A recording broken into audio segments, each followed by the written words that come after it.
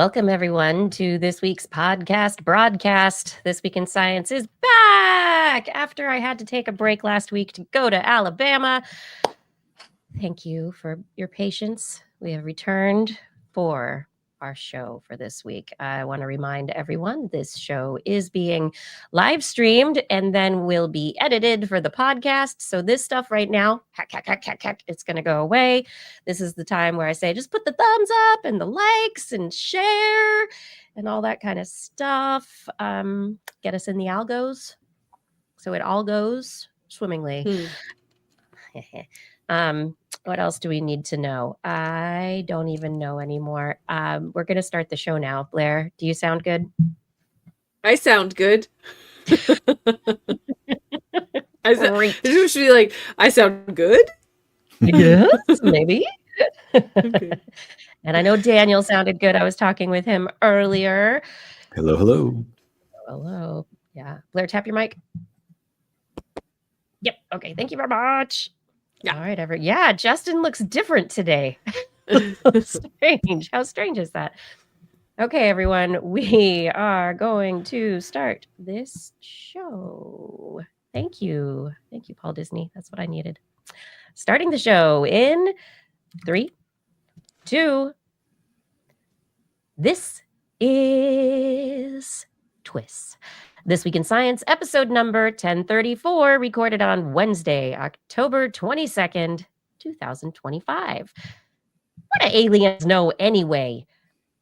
Hey everyone, I'm Dr. Kiki, and tonight on the show, we will fill your heads with Jupiter, some limits, and panda microbes.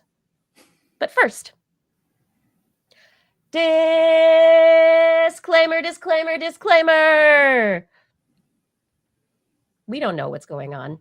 How could aliens know what's going on? I don't even know what a gold standard is anymore. They put little words and things in the government, and that's what's supposed to determine what things are. I don't know anything anymore.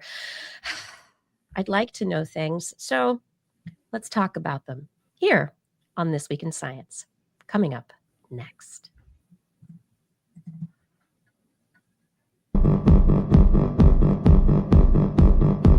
I've got the kind of mind that can't get enough. I wanna learn everything. I wanna fill it all up with new discoveries that happen every day of the week. There's only one place to go to find the knowledge I seek. I wanna know what's happening.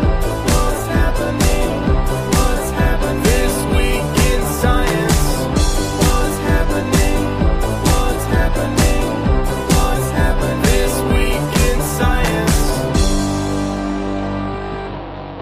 Good science to you, Kiki. And a good science to you too, Blair, Daniel, and everyone out there. Welcome to another episode of This Week in Science.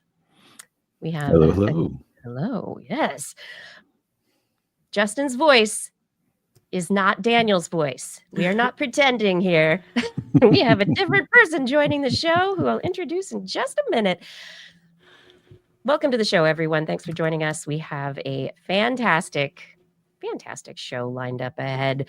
I've got tons of science news.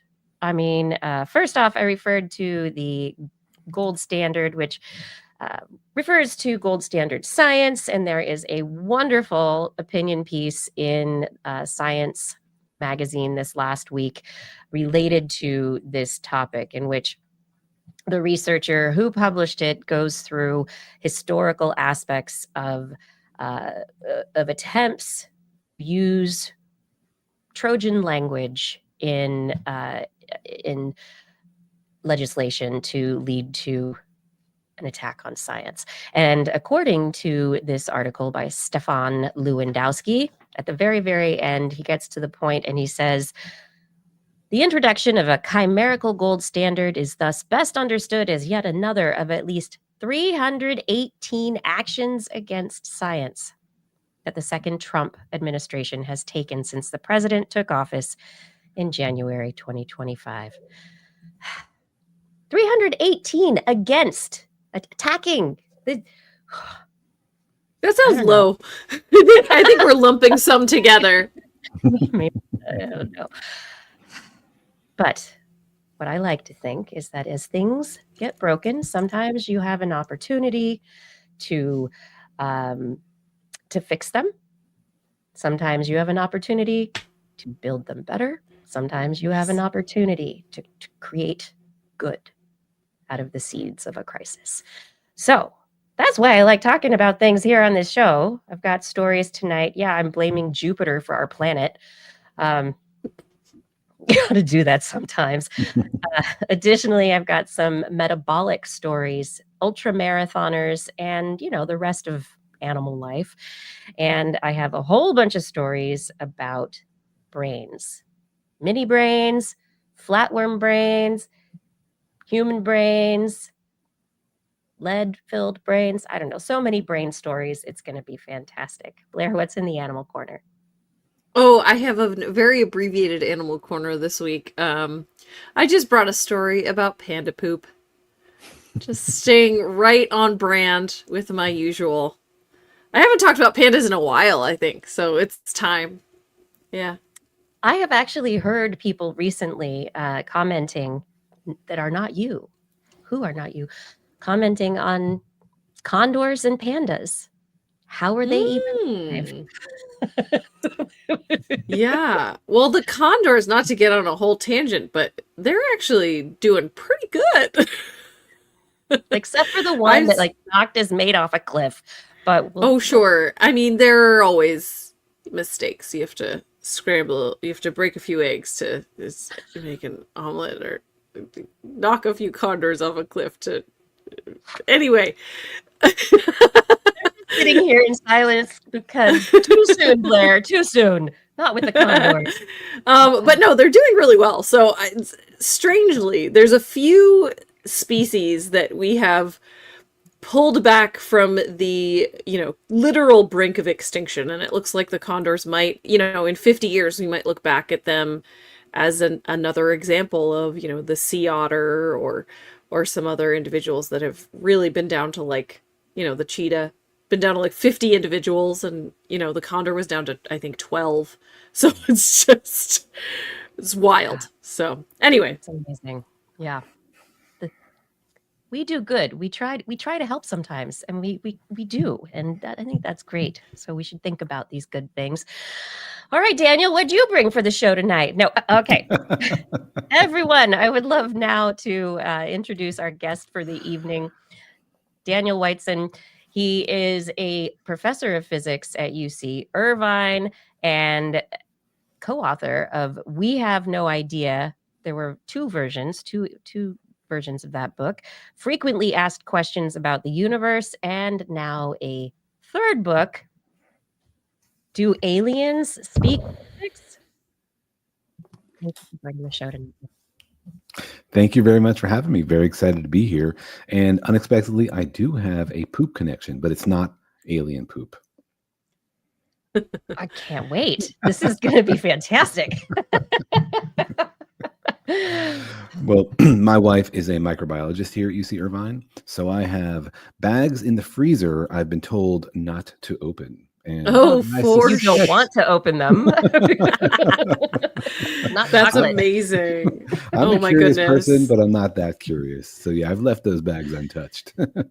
Well, I spent many years as a zookeeper, and part of my job was to pick up poop and put it in freezers and label it very carefully to send to universities. So I understand. That is wild. What goes around comes around. Everyone connected by poop in freezers. Okay. All right. This is This Week in Science. And in case you are not yet subscribed to the show, wherever you're watching us live Wednesdays, 8 p.m. Pacific time, YouTube, Facebook, or Twitch, you can subscribe to our channel, This Week in Science. That's where we are. You can also find us online at the social media places. We're usually TWIS Science, TWISCIENCE. That's usually the account that we have. Or just look for This Week in Science. Our website is twis.org if you want show notes, links to past stories. I don't know, just to peruse things like click the link to our Zazzle store, for instance, or maybe to our Patreon if you're interested in supporting the show in an ongoing fashion. It's a veritable cornucopia of cool stuff and ways that you can help support it going forward. But right now, share it with a friend. Make sure that someone else is listening or watching this show with you. And, because science is always better when you share it with somebody.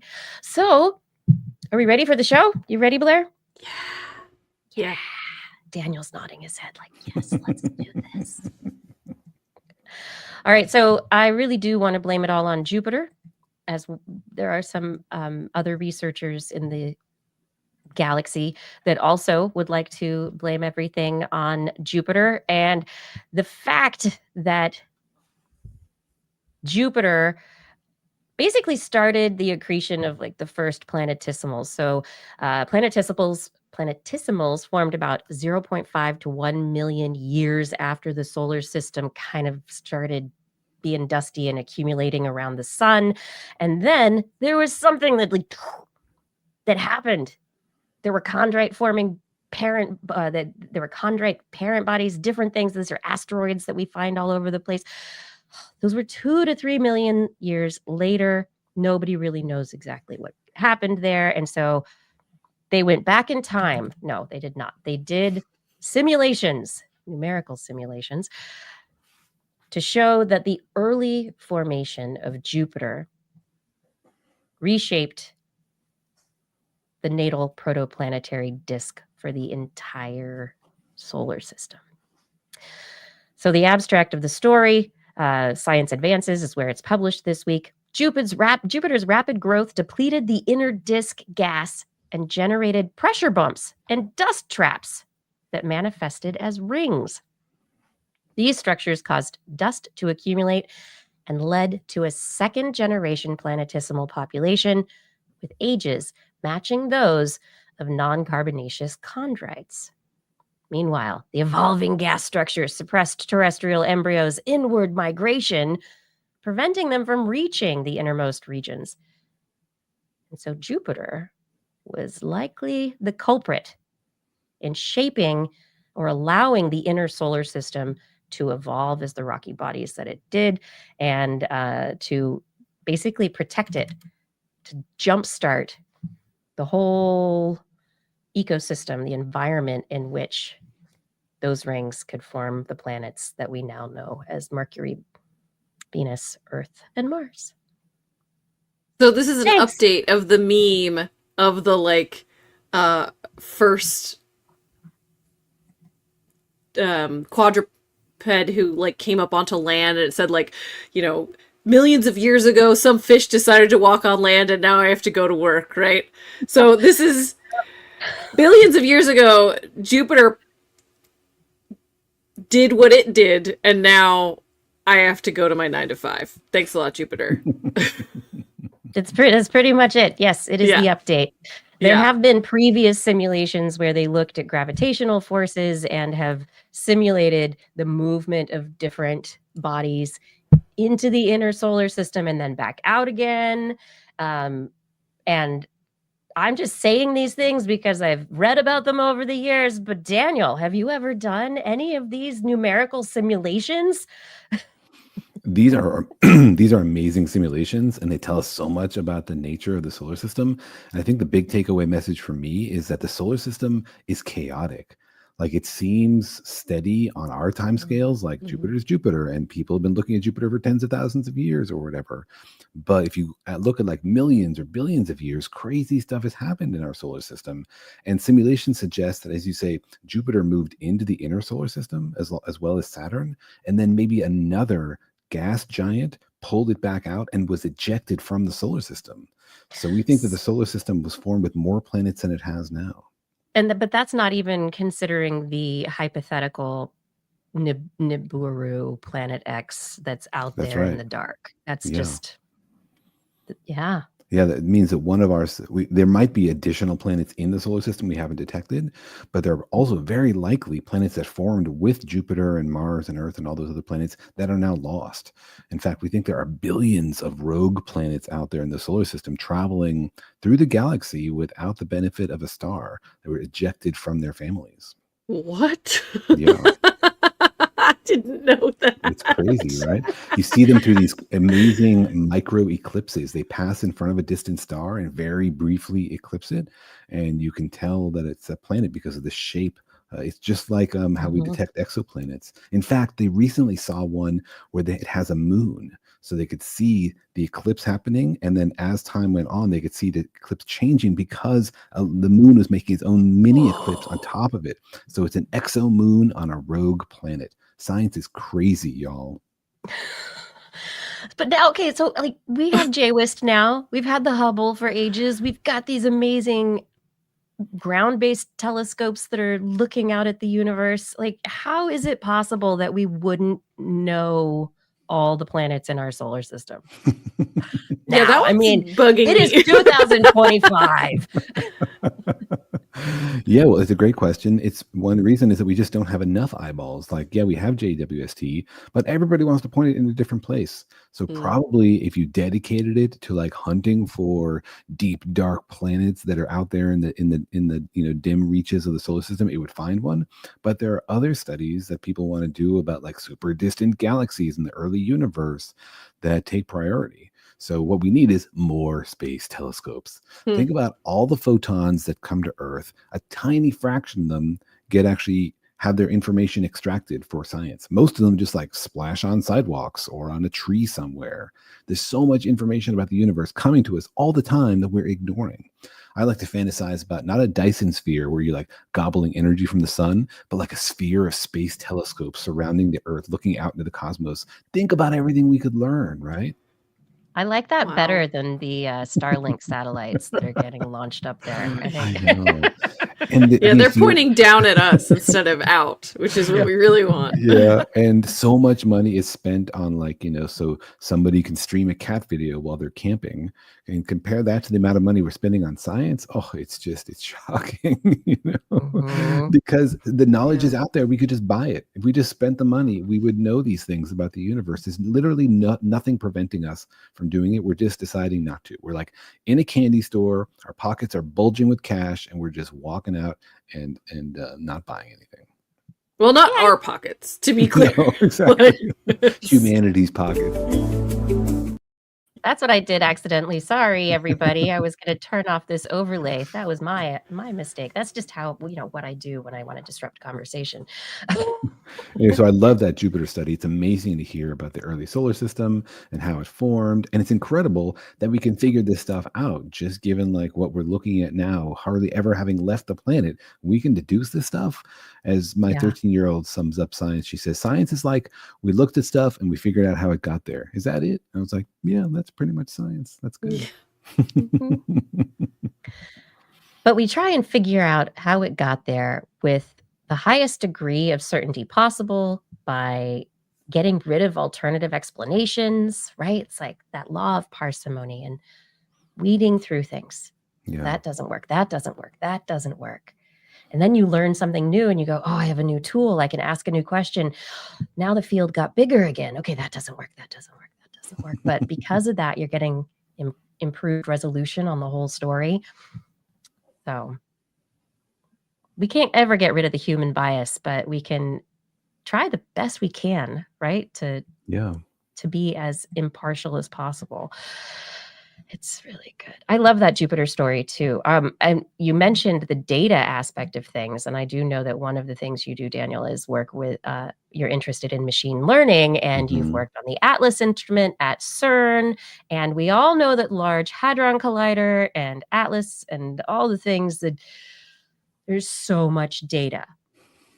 So, and this is not the telescope data. This is atom smasher data, right? So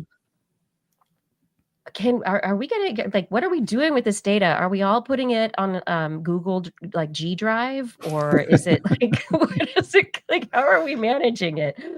You're right. It's an overwhelming amount of data. Every 25 nanoseconds, we collect data on hundreds of millions of channels. So it's just an onslaught. It's petabytes and petabytes of data. Most of it we throw away because when you smash two protons together, usually what happens is two protons come out. And so it's kind of boring. But the interesting stuff is rare. And so what we do is we filter through the ordinary everyday collisions for the interesting bits when something new and weird popped up and try to save just those. So we have this system, it's called a trigger system, that makes a very fast keep it or kill it decision. And it's important because if you kill it, it's gone forever. There's no like, hey, let's go look through the trash. Did we empty the desktop? It's gone. And that's scary. But we're pretty good at it by now, and so we filter out the good stuff, but only if we know what we're looking for. So there could be like weird unexpected stuff in the trash, unfortunately, because it's just too much data to keep all of it. When you say we weed through it, do you mean there's an algorithm that's scanning it for you? Absolutely. Yeah, how does that work? Yeah. Okay. Yeah, it's not like a committee or anything. It has to happen every 25 nanoseconds. Yeah. So we have super fast machine learning that operates actually on hardware that makes really fast decisions, keep it or kill it. And it's multi-steps. So the first one makes a simple, fast decision. The second one has a lower rate, so it has a little bit more time to make a more complex decision. Then there's a third level, and if it passes that, it gets stored to tape, and then we eventually analyze it and hope to discover something mind-blowing. But yeah, it's all done algorithmically for sure. Yeah, yeah. And have you discovered something mind-blowing? I signed an NDA, so I can't tell you. Oh, come on. I mean, that was years ago, but come on. Well, we discovered the Higgs boson, but that was about 10 years ago. That was very exciting. And Gosh, that was 10 years ago. I know, more than that, actually. And since then, we haven't found anything new. We've measured the particles we know about super duper precisely, looking for deviations. Like the theorists tell us this particle will have this property, and we go and we measure it. And so far, everything lines up exactly the way we expected. No evidence of anything new so far. But, that's research. You never know when you turn on a new telescope or land on a new planet. Are you going to be inundated in crazy discoveries, or is it going to be dust and rubble and nothing interesting? That's research. And nobody ever looked at these particles before. And so we didn't find anything, but we don't know what's around the corner. Aside from other little subatomic particles that maybe you haven't isolated entirely yet within the noise, the energy spectra that you look at, have we almost gotten all the standard model particles? Like, have we done that? Yeah, we have. All the particles that are predicted, we found them. And so that's cool. We have 6 leptons, we have 6 quarks, we have a particle for each of the forces, except gravity. Nobody understands gravity. So the standard model is what we call complete, but it's also, we know it's not the final story. Yeah. It's like looking at the periodic table and say, do we have all the elements? Yeah. Well, but there's more to it, right? You want to explain the patterns of behavior. And we now know the patterns in the periodic table come from the way the electron orbitals fill, right? So there are patterns in the fundamental particles that we don't understand. And we suspect they're due to the way the tiny little particles inside them click together and interact and do something, but we haven't been able to see inside. So we're still at the level of looking at those patterns among the fundamental particles and wondering, what does it all mean? And in 100 years, is everybody going to think we're stupid for not having seen it because it seems so obvious? But, here we are in the forefront of knowledge. We don't know. It's clueless, right? Science seems so easy in hindsight, but when you're in the middle of it, you're like, I don't know what this means. Right. How do I test that the best way? Do we have the tools? Exactly. How can we get there? Does this really mean what I think it means? Or is there something unplugged?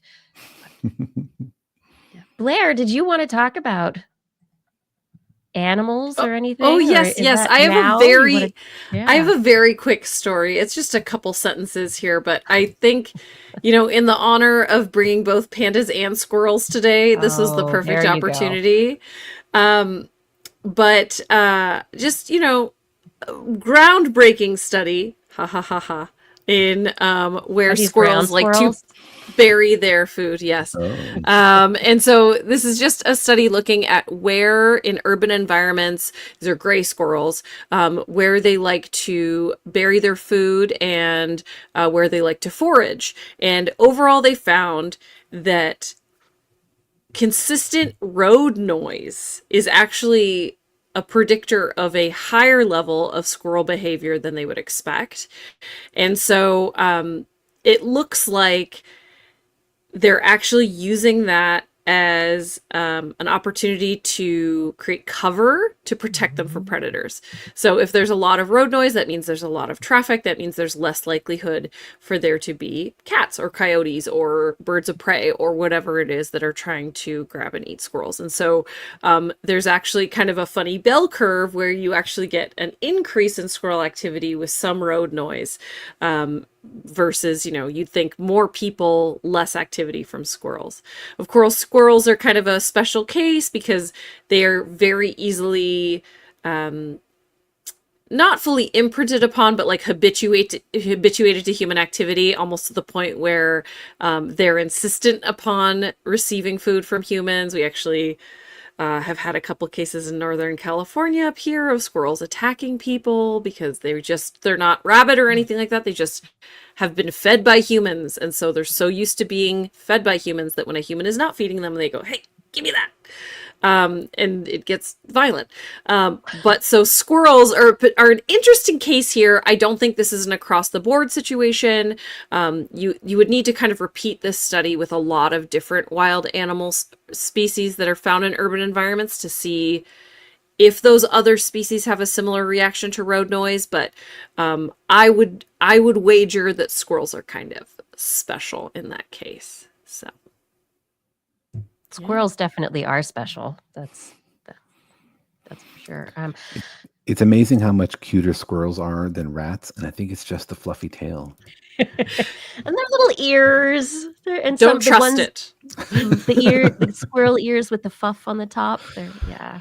Yes, well, but they're also so much more bold because they know they're cute and they can be out and they can be right in your face and you don't go like you do for a rat. And so they get, they get too bold. I don't do that for rats either. Yeah, I like rats. I had a soft spot for rats, but still squirrels are cuter. Well, and which would be more welcome on your front porch if you were not expecting it, a squirrel or a rat? And why is that? I'm not sure exactly why. Yeah. I don't know. I guess squirrels don't eat garbage as much. Yeah, I don't know about that. Diseases into your house. Yeah, less likely to have hantavirus. Those are mice and voles. I know. But yeah, I don't know. I think that there is an expectation because of the plague and everything, right? That like rats bring disease and pestilence and plague. But it's in my experience, squirrels are more of a nuisance. This is why it's pandas and squirrels when we talk about the animals that Blair takes issue with. The squirrels are one group. Are you anti-panda? Yeah, we're gonna get into it. But yes, the squirrels are a particular case because I worked at the zoo for a really long time and they got so bold that they were a problem. And there were a couple times where they didn't quite attack me, but we'll just say they pushed some limits that I did not forgive. So anyway. The squirrels also, I think the road noise issue is very interesting because we know that, and I think it's interesting also that they're digging, right? So that in itself is going to make noise. So the sound of the road, the cars on the road is going to cover any digging noise that they're making. The vibration would be able to also cover any animals that are going to be looking for disruption in the vibrational surface. And then we also have birds. We've seen over and over again, rooks, crows, ravens, jays that drop their whelks, their nuts into roadways in the way of cars. And so far, I don't think there have been enough studies to really, really say that certain, some birds do this on purpose, but the evidence is pointing that direction. So, yeah. It seems as if the birds are using the cars as tools to crack the nuts, to crack the whelks. But you need to set up some laboratory testing for that. You need to get some crows. You need to put mesh over the top of a speedway, and then you need to get some cars on the speedway, then offer them up some different tool options to open their nuts, and then yes, they're definitely using the cars. Double blind squirrel study. Yes, exactly. Throw a hammer Yeah. You know what? I mean, they'll make their own hammer. They're self-sufficient. It's true. Speaking of things that you make that you want to eat, or if you want to eat, how much do you eat? How much energy do you burn every day or any day for that matter? Researchers have been trying to figure out for a while if there are any rules to metabolism, basically to see if there are rules to how temperature, how performance is related to the not just internal, but also external forces. They just published a study in the Proceedings of the National Academy of Sciences. The work actually shows that there seems to be some serious constraint when it comes to species' ability to optimize within certain temperature ranges. This also has to do with metabolism, how much heat you produce, how much heat you can lose. There's physics involved here. Thermodynamics, to be exact. Yeah. Anyway, the researchers, with respect for all living things, are saying that this study that they're putting forward they're calling a universal thermal performance curve. It seems to apply to all species and dictates responses to temperature change. And it doesn't seem like any species has broken free of those constraints. Go from that into another study just published in Current Biology this week. Researchers looked at a cohort of ultra endurance athletes. These are people who train and compete at very, very extreme levels. So they had 14 highly trained elite world-class ultra endurance athletes. These are people who are doing ultra marathons, 50, 100, 150 miles of running at any given time, and who are using a lot of calories. So they compared basal metabolic rate to the maximum metabolic rate that the individuals used over time. And they were able to apply a particular measure to be able to look at how much energy these people were using at any particular time. And basically things had to balance out. So if they used 10,000 calories on a given day or over the course of a competition, that had to be balanced out over time with changes in behavior. And they actually found that these individuals seemed to have behavior modifications that kept them from fidgeting, that had them like sitting still and napping more often, so that each individual, or the average for all the individuals, is there was only a 2.5 multiple of the basal metabolic rate over about 28 weeks. So there's, what they're saying, a ceiling to our maximum metabolic rate. You can exceed it, but not for long periods of time. And there is a consequence. Your body will start eating itself and breaking down. If you have to go 7,000, 8,000 calories a day for extended periods of time, your body will not adjust to that.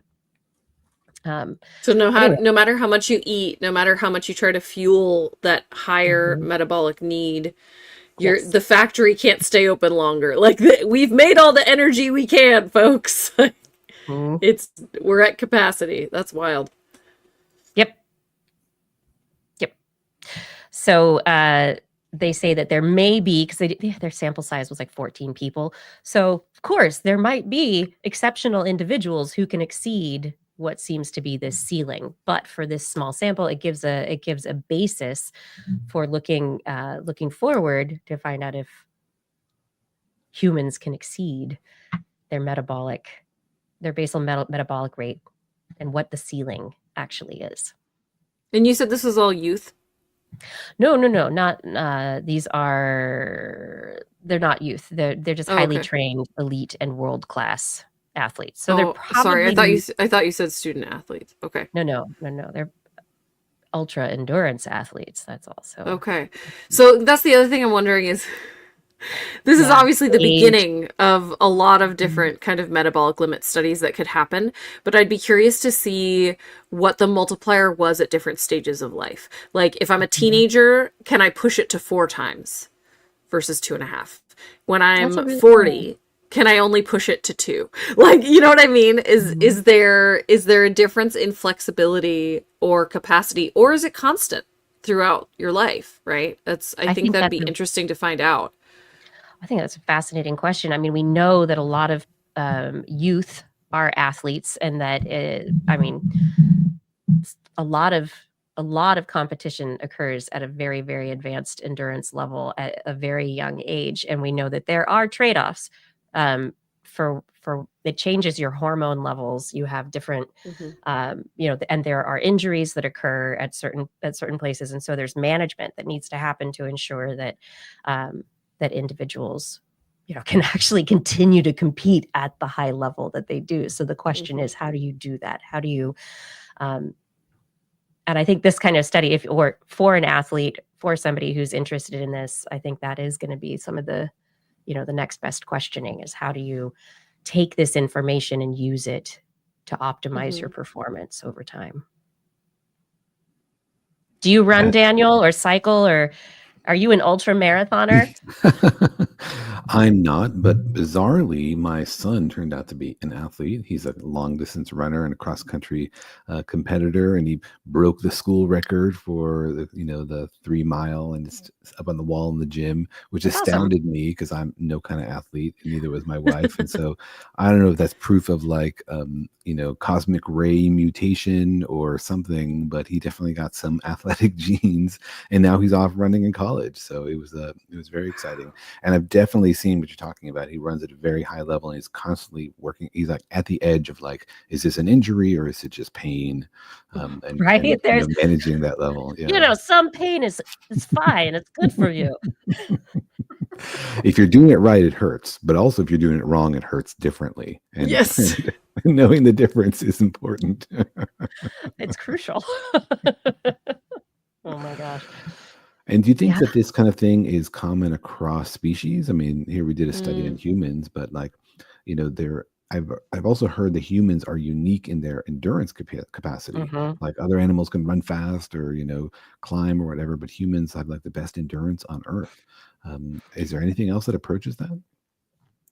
No, not that we know of, especially for the running or walking, right? That is why we have people who go and do these ultra marathons. We have the old stories of, am I going to talk about, was it Greece, the Olympics, right? For it was the messengers who would run basically a marathon to be able to send messages back and forth. But I think what we are seeing is that there are certain individuals that they have adaptations that allow their muscles to make use of oxygen better, to metabolize more sustainably, that there are variations. And it's not just something you can train and do better, but if you don't have the adaptations and the genes to allow you to do it, then I think this stuff is really fascinating. Amazing. Well, we're such a strange animal in so many ways, and that we have, in many cases, unlimited, unbridled access to nutrients, right? And so I think it's really hard to compare and contrast to wild animals in a lot of cases, because there are animals that do crazy feats metabolically. There are sea lions and elephant seals that can dive.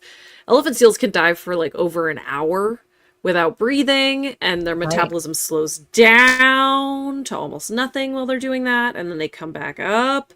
Other animals will haul out for months and barely eat, even though they're mammals, and so there's all sorts of different crazy extreme versions of this, where availability of nutrients don't match metabolic output. Metabolic output will tank or will skyrocket over a short amount of time, like animals that migrate, that are swimming or flying or running nonstop for days or weeks, right?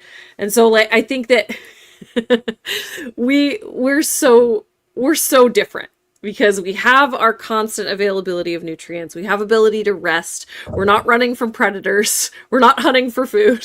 And so it's like we have all of these kind of constants. And so when we are pushing ourselves metabolically, we are doing so often out of choice. And so it is a completely different context, right?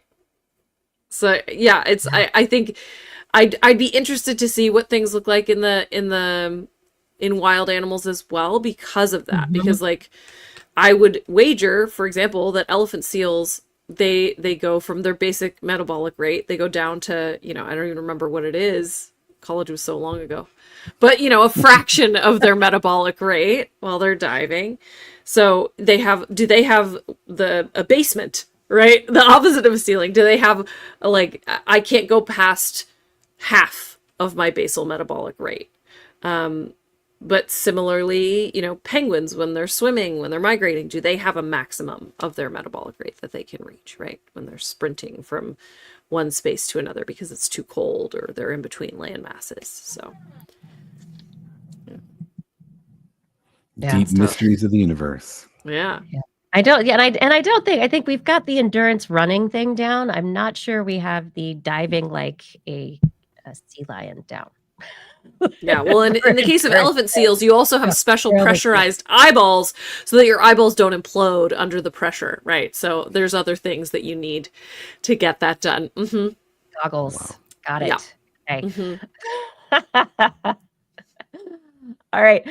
This is This Week in Science, everyone. Thank you so much for joining us for the show tonight. If you have not yet, head over to TWIS.org, click on the Patreon link, and help support the show in an ongoing fashion. We are listener supported. Your donations, your support on a monthly basis helps keep this show going, helps make sure that we've got cables and microphones. I mean, we can't do anything about the Amazon, servers going down. That's not something you're paying for. But if it comes to making sure that we're here every week and bringing you science, getting to talk with you, please help support the show. It really does make a difference to how we're able to show up here. Also, there's our Zazzle store, TWIS.org. Click on that Zazzle link. Check out some of the cool merchandise. Some of it helps to support the show as well. Every purchase goes to making you happy because you have TWIS stuff. It's great. Yes. And share with a friend. That would be amazing. Everything you do for TWIS is a gift. We can't do it without your support. Thank you very much. All right, everybody, let's come on back right now. And I'm going to once again reintroduce our guest this evening. Daniel Whiteson is the author of a book that's just out, and you too can find out whether aliens speak physics. That's right. Daniel Whiteson hosts a podcast with Kelly Weinersmith. And additionally, what's the name of that podcast? Daniel and Kelly's Extraordinary Universe. Extraordinary Universe. Because the universe is extraordinary. And it's your universe because you're talking about it in the podcast. It's fantastic. You've also been part of creating a PBS show for kids that inspires curiosity. Eleanor is the name of that one. Are you still working on that? Yeah, Eleanor Wonders Why is a show on PBS. It's for 3 to 5 year olds about life science and curiosity. And the goal of the show is to teach kids to learn to answer questions on their own by using basic practices of science, and to show adults that it's okay when kids ask you a question to say, I don't know, let's figure it out. You don't have to know all the answers to talk about science with your kids. And so that show is just finishing its production of its second season, which is a lot of fun. And so new episodes are coming on PBS right now. Because of the current climate, we don't know if PBS will still be a thing. Corporation for Public Broadcasting, sadly, is no longer. We were also supported kindly by Department of Education, our TL grant, which is no longer. And so things are looking difficult, but we'll see about a third season. My fingers are crossed for you and for all of the parents who are out there who would love some additional help answering questions with their kids. Yeah. I think it'd be great. Blair's going to be looking forward to that fairly soon. That's right. So your book, Do Aliens Speak Physics? Do they? Give us the short and dirty. Yeah. The book asks whether or not we can, when aliens arrive, make a mental connection with them using physics. Because I was always told, and this is one reason I got into physics, was that physics was sort of special among human sciences in that it's bigger than Earth. Like, yeah, it's cool to study pandas and understand life and everything here on Earth. It's fantastic and important, but we expect that the things we learn might just be limited and relevant to stuff here on Earth. But physics is supposed to be about the whole universe, and like gravity is here, is gravity is there, and we see gravity working the same way in distant galaxies, etc. So the idea is that physics asks questions that are bigger than humanity. And so it might be that not only humanity is asking those questions. And I've long fantasized about the scenario where aliens show up and we can make a connection using physics, and then they can give us some answers, because we have big questions about the nature of the universe that are not answered. Like, where did it come from? What is it made out of? What's inside black holes? What is space anyway? All these things we don't understand. It would be wonderful if aliens, who might have been doing science for millions of years, could just tell us, could just leap us forward in our own scientific future. So that was my fantasy. And, folks like Carl Sagan tell you that we're fairly confident that aliens will do physics the way we do, because the same laws of physics apply everywhere.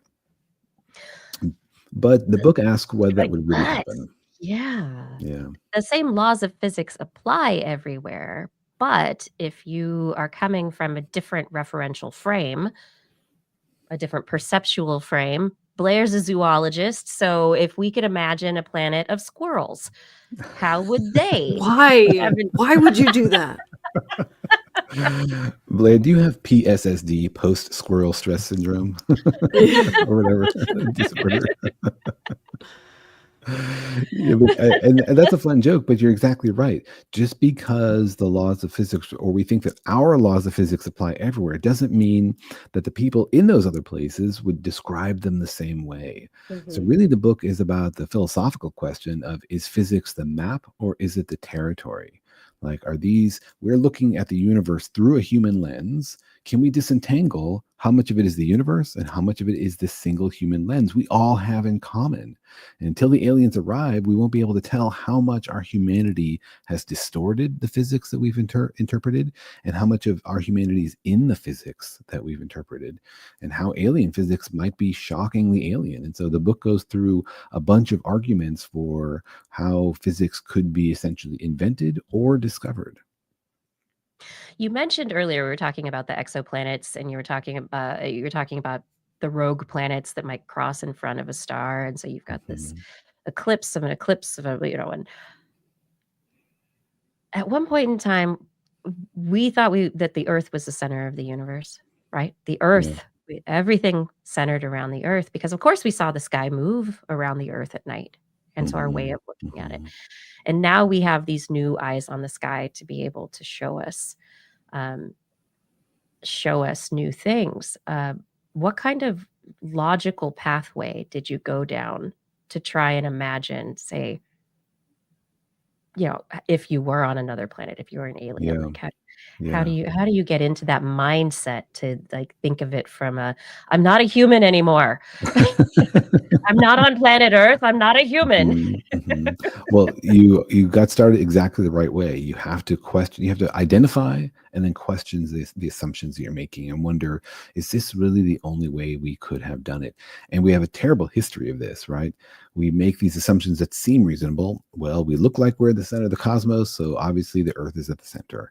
And we also tend to fall for the flattering assumptions, like, ooh, the Earth is at the center, therefore we're important, right? So it's easy to therefore also say things like, well, we figured out physics and it seems to work, so therefore aliens will. And that puts us at the intellectual center, right? It says that human physics is like the physics, that everyone out there will also be doing the same stuff and working on string theory and all sorts of stuff. And that's very tempting to believe. And my personal fantasy of an intergalactic science conference is very fun to think about, but because it's so tempting, I think it needs extra skepticism. So what I tried to do is look at all those assumptions and ask, like, well, how do we know? Are we really sure? And you can start from the very basics, like, How do we know that aliens do science at all? That aliens wonder why about the universe, that they have the same curiosity.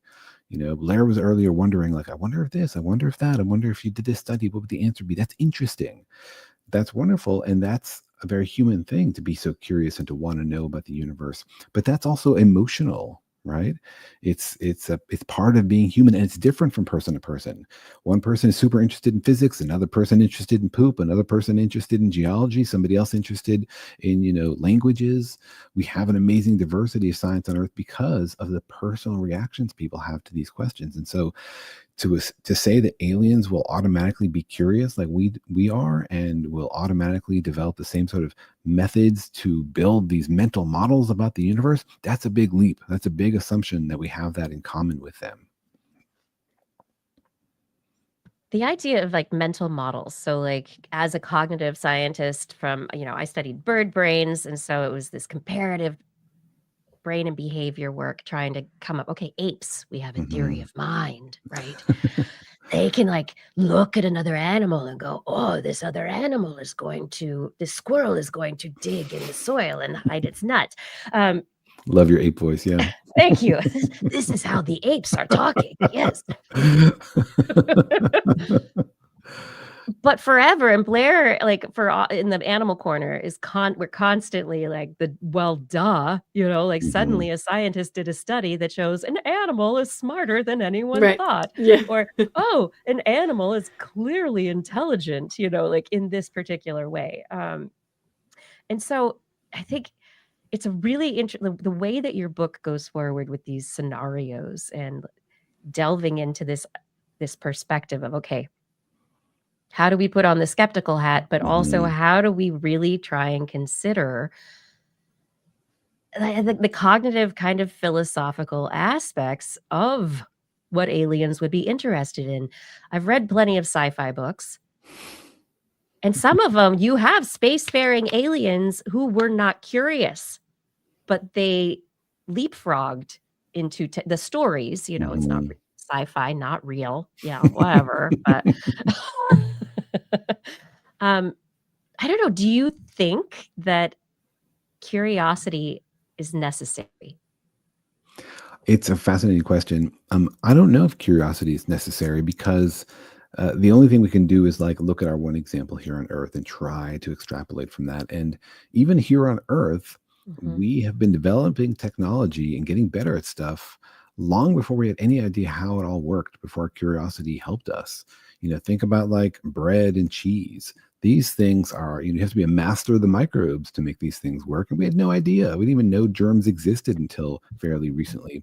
So we developed these technologies through trial and error without knowing, just knowing like, here's how you do it. The same way, like I will go into the kitchen and make a souffle, and like, I don't understand the food chemistry. I don't really want to understand the food chemistry. I just want to eat the souffle. The same way, like a sword maker knows how to make a sword without understanding like the condensed matter physics of the nanostructures that make that thing super sharp instead of super dull. They know how to do it. They don't know why. They don't understand it. So we were technological my before. Cell phone. Yeah, exactly. I don't know how it works. So humanity was technological for a long time before we were scientific. So it's certainly possible to develop technology without being scientific. And, we tend to think about, oh, look, we have developed science. Now we have science, so we can use science to understand the universe. Science itself is something that's evolving. It's changing. The way we do science today is very different from the way Galileo did it. Look at the studies you pointed out earlier. They have simulations about the early solar system. So now we have this like new element of science, computational simulations, incredibly powerful tools for doing science. Galileo couldn't have imagined it. What future elements could we add to science? Have aliens added to science? So they would look at our science and be like, y'all are barely even doing science. I mean, that's the way we did science a million years ago. So I think we tend to over accentuate the way that we're doing things now and imagine that we're at some final step, that we have the science badge and we're going to keep doing it this way forever. But it's just a moment in our history. We don't even have the word scientist until about the 1830s. Right. Science is a fairly recent thing. And so It is hard to imagine. And, you know, on your other point about like, what is it like to be an ape, or what is it like to be in the minds of these creatures? You know, it's really sobering, because we have these other intelligent creatures on Earth. And if you imagine we're going to be able to communicate with aliens, why haven't we been able to talk to whales and dolphins, right? Like, they evolved in the same climate as us, in the same biosphere. We have a lot of senses in common, and yet we can't crack that code. So to imagine we're gonna be able to crack an alien code is like, wow, that's ballsy. You know, there's lots of human codes we've never cracked. You know, there's so many like written languages from ancient cultures. Nobody knows what they say, what they mean. And these are like biologically identical humans to us, living on the same planet and with a similar culture. In many cases, we know about their culture. We have all sorts of cultural context, and we still can't crack the code. So aliens are very likely to be much more alien than we expect. So this is actually a pretty good argument for the use of AI or machine learning, is that I keep seeing these research articles coming out related to using AI to decode dog barks or whale song, or trying to be able to speak languages, right? And so on one hand, I could say like, okay, so this is actually a pretty good reason to keep cooking on that, because if we ever do end up speaking with intelligent life from another planet, maybe the AI will help us kind of like decode what's happening. But then again, that is making a lot of assumptions about how communication works, that it would follow similar rules of syntax or context that we use and animals on Earth use. And so, you know, there's still a lot of leaps that there would be similarities that we would be able to draw upon. And so I think what you're bringing up is such an important question of, just like we can say like, you know, I know that what I see and I call red is not necessarily what you see and you call red, that this is all about perspectives, and that what we consider curiosity or communication or scientific method or, you know, any of these things might be completely, you know, forgive the word, but like alien to another life form that has none of the context that we have grown up around. Yeah, that's exactly right. On your point of using AI to translate alien languages, I'm all for it. But, you know, the challenge that AI will face is the same challenge that we face, which is, how do you know when you get it right? Like, if you intercept, what a good point. Right? If you intercept some human code, right? Your teenager is writing in their diary in some code, they don't want you to read it. You know when you've cracked it, because it goes from gobbledygook to, oh, it's talking about where they went on Thursday, blah, blah, blah. But alien language, like, you could try to decode it, but like, how do you know when you got it right? It could be so alien, you're looking at it and you don't even recognize it. And I think more deeply than that, there's this question of like how aliens experience the universe. Like, we know that our senses are limited, that we only interact with a tiny slice of what's out there in the universe. And we tend to think of our senses like giving us a direct revelation of reality. Like, the room I'm in, I know that my computer is here and whatever, but there's a lot more in this room. There's dark matter, there's neutrinos that I'm not sensing. So our sense of the universe internally is limited and defined by our perceptions. We talked earlier about like space telescopes. These are like technological extensions of our senses, but crucially, they don't change like our mental model of the universe. You notice when you look at an image from JWST, you don't see it in the original infrared. It'd be invisible to you.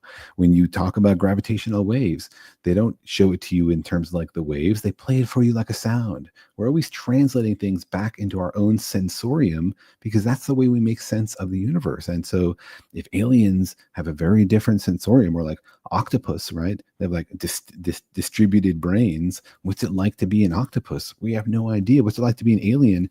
That's going to really shape the questions they ask about the universe, and I think more crucially, how they accept the answers, because you always want answers in your own familiar, intuitive language.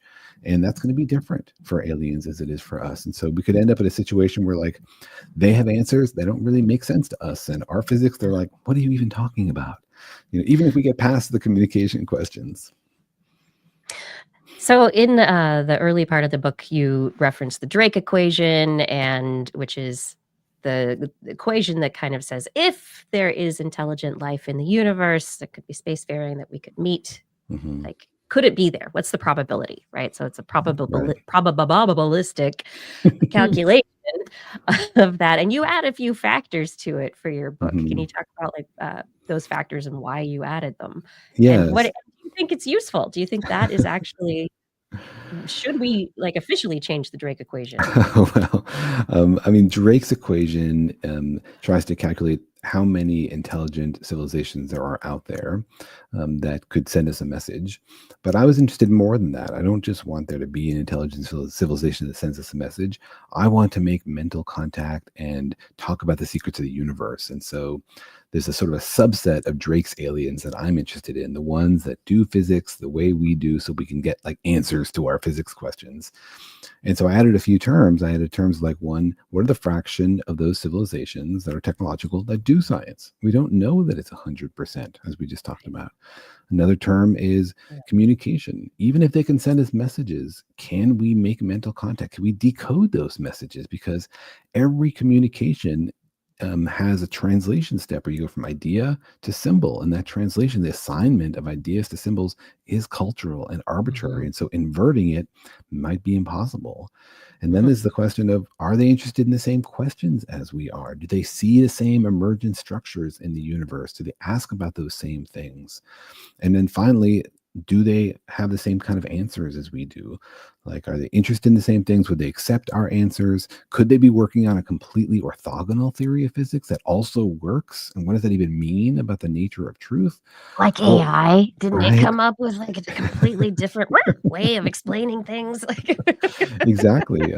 Or, could they come up with a theory of physics that we just don't even understand? Like, are we biologically limited from understanding super advanced alien physics? So those are the things I put together to extend the Drake equation to ask the question, what fraction or how many aliens are there out there that we could have this physics conversation that I think Carl Sagan imagined and that young Daniel imagined when he was getting into physics? Is that really possible? Because that's what I wanted to figure out. Interesting. So your math, do you think it's possible in an infinite universe with an infinite? I think two things. I think it's very unlikely because a lot of things have to fall into place. Like the beauty of the Drake equation, I mean, it's not complicated like the Schrodinger equation. It's just a bunch of numbers multiplied together. But the beauty of it is that that structure reinforces how you have to have everything fall into place. Like it doesn't matter if you got lots and lots of planets if none of them have life on it. And it doesn't matter if a lot of them have life on it if it's all just green slime. You have to have everything fall into place to have intelligent aliens communicate with you.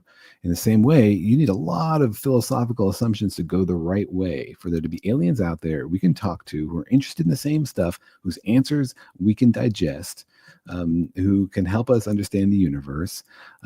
It's very unlikely. On the other hand, there are probably lots of them, and you only need one. Right? I would accept just one civilization of advanced aliens that could help us understand the universe. That's all it takes because, I hope there's just one answer and I'm happy to accept any of it. So one of the things you said that I thought was really interesting was talking about the way that they would communicate with us and that the way that we communicate would make sense to each other and we'd be able to kind of create almost like a narrative amongst each other in the way that we talk. Because one of the first things I thought of is the Voyager Golden Record, which I have a copy of here. Oh, how cool. Aside from the images, I've listened to the actual albums. Wow. And the thing that always struck me about it is that it feels extremely random. There's no message. It's just like, here's some whale songs and here's some people singing and here's some babies crying and here's a symphony, and there's no narrative, right? It's just a bunch of stuff that we put on a record that's like, here's some things that make humans, which really was like, here's some things that usually make like Western white humans, but here's some human stuff, right? And here's some Earth stuff. And so I think that's the other thing is like, do we need to be more strategic in what we send out into space so that it is a narrative, so it indicates that we want to communicate, that there's a way that we talk, so that if they have an AI that can be trained on what we send out into the universe, that they're not sending us back babies crying and whale songs, right? Like, I think that it has to go both ways. You're sending back a virus that can infect all of our technical systems, and then we are at their mercy. Yeah. Wow. Back in the dark ages, for Interstellar sure. paranoia there. Nice. Well, I think that's a good example. It's because the robots come first, and it's world robot domination. So right. I think that's a great example, because imagine if you got a message from space and you were playing around with it and trying to translate it, and you turned it into sound, and then it sounded like alien babies crying. Would you think, oh yeah, I've got it right? You'd be like, no, this is just garbage. Like, it's hard to even know. And what do they intend, right? What does this even mean? And, a question about being more intentional and building a narrative. Before the Voyager probe was the Pioneer plaque, right? This is what got sent out on the Pioneer probes. And this is what Carl Sagan and Frank Drake put together. And it's much simpler, right, than the Voyager record, which has, audio encoding, and like, oh my gosh, I don't know that I could build something to decode that right now. This is just pictograms. And they tried to be strategic about it, and they tried to avoid obvious cultural influences and to be universal. And they drew diagrams to represent like the hydrogen atom and these kinds of things, because they were hoping to find some kind of symbols that they thought were going to be universal, that only had one interpretation. But that's impossible, right? It's the assignment between ideas and symbols is always arbitrary. And so inverting it, you have to know the culture in order to decode these symbols, right? And so, for example, I took these symbols and I showed them to a bunch of physics grad students, and I gave them the afternoon and a bunch of donuts, and I said, what do you think? Figure out what do they mean? Exactly. And they're young enough to have never seen this before. And this is like the perfect audience, because they're biologically human. Is this because like they're younger than cassette tapes? Exactly. They're like the Pioneer what? Yeah. And this is like much easier than the task aliens will face, because again, these are biological humans. They grew up in the same culture as Carl Sagan. They're physics grad students, right? Who has more in common with Carl Sagan than these folks? And they couldn't make any progress. They had no idea what these things meant, right? Because they represent like not just like one depiction of the hydrogen atom, but like depiction of the hydrogen atom as like orbitals, the way like Niels Bohr drew it. The human concept of an atom from like about a 10-year period, about 100 years ago, right? Nobody depicts an hydrogen atom that way now and didn't before. And so, it's very reflective of our culture. So as much as I love looking for aliens and the SETI project, I'm not optimistic that they're ever going to get a signal that they can decode, which is why in the book I focus on the much, much easier scenario of the aliens get here. They arrive. And I saw someone they already know about us. Everything's all good, and they're coming. They're here. Exactly. Somebody in the comments said aliens will never come here, and I hope you're wrong. But in that scenario, we have a lot easier problem to solve, which is like we have some cultural context in common because they're here. We literally are in the same place. We can like point to stuff and say apple or donut or doggy or whatever, and hope to build from there some sort of dictionary we can use to establish communication. But I think if it's just messages across space without any cultural context, that's going to be really hard, maybe impossible. I mean, even one of the images is of the Arecibo Radio Observatory, which is kind of broken. Exists, not there anymore. That's true. That's sad. That's sad. Yeah. I was that one hit home. That one really hurt. But that is, I think that is the part of science that, as scientists, I think is sometimes forgotten, which is the cultural context. And there is no separating science from the cultural context, even though, as I said earlier, we scientists try to unbias and, make it as far from human interpretation as possible, but you can't do that. And then it's in the world, and then it's of the time.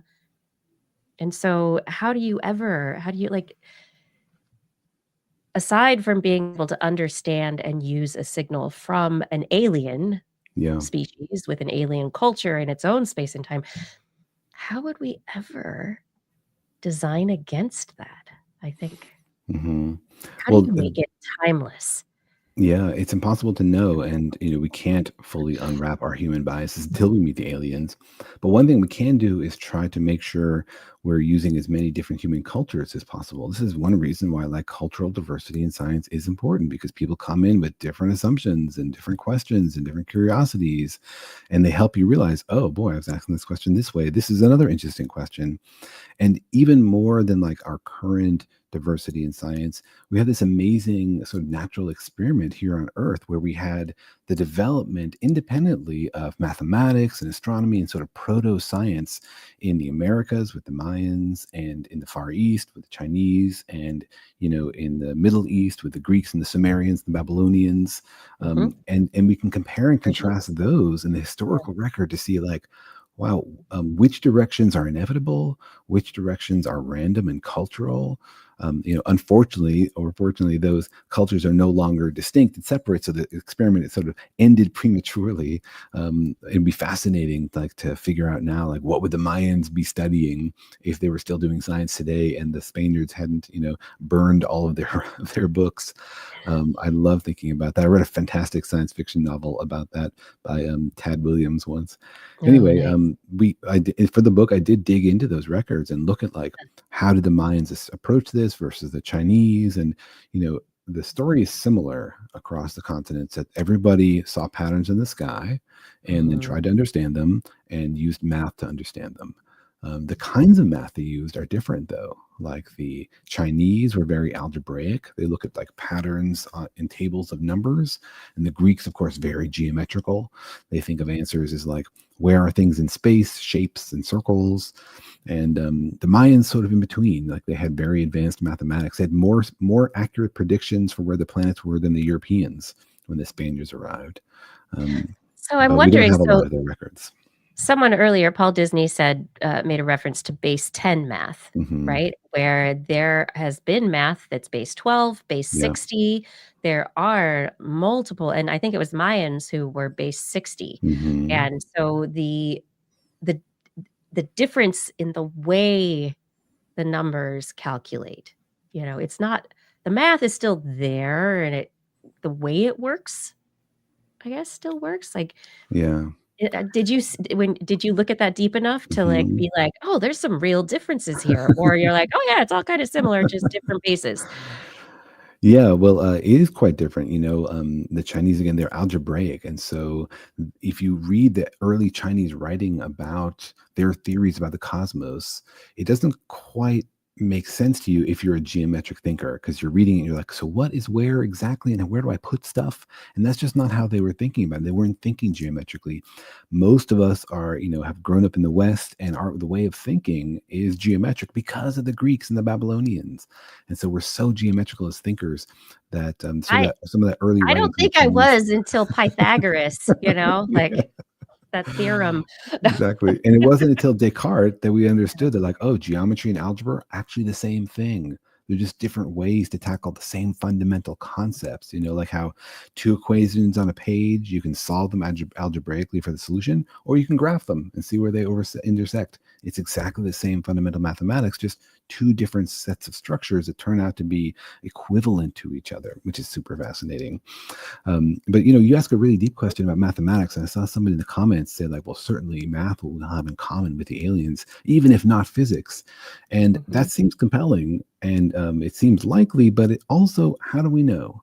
Right? We do science with math, and we find math everywhere we do science. And in fact, math sometimes leads us to answers. Like there's cases in the history of science where people have just used mathematics to say, well, this would be prettier mathematically if we had this other term. And then it turns out, oh, yeah, we have that term. It exists in the universe. So math seems to lead us to answers, but we don't know if it's actually necessary or just very, very useful. And I read this mind-blowing book. It's called Science Without Numbers, by a philosopher who said, look, this idea of like having a number line and putting things on a number line, that's just an abstract concept that works in your head, but you don't need it. You don't need those numbers to do science. And he developed a theory of gravity without any numbers. And it's not a very nice theory. It's not a very useful theory, but it does work. And so it sort of proves the point that like math could just be an insight into the way our brains work, something that's convenient for us and easy shorthand for us because of the way our minds work. It doesn't have to be that way for aliens. Or it could be that we have in common, and that would be an incredible discovery. But we can't take that for granted. But it's wild to think about a spaceship that would run without math. But I can see how it's possible, right? Yeah. But like, I think, steampunk spaceship. We got to fermentation. We got to last week. Exactly. You can have a biochemical combustion system that's just like you feed this goo the right amount and the engine goes. Like there's it's possible, right? It's possible, yeah. And I had a really fun conversation. I emailed Noam Chomsky because I was thinking, who else has thought about linguistics and aliens? So I emailed him. He's famous for also math, right? So, he's famous for actually reading his email and answering it. And so he agreed to have a conversation with me, and I asked him this question, and he said math. He said the way to make contact with aliens is through math, because arithmetic is the foundation of all of human math, and everything builds from there, and 1 + 1 = 2 everywhere. And I saw Paul Disney there in the comments commenting about whole number integers. And that's a compelling argument, because it seems likely that 1 + 1 = 2 everywhere.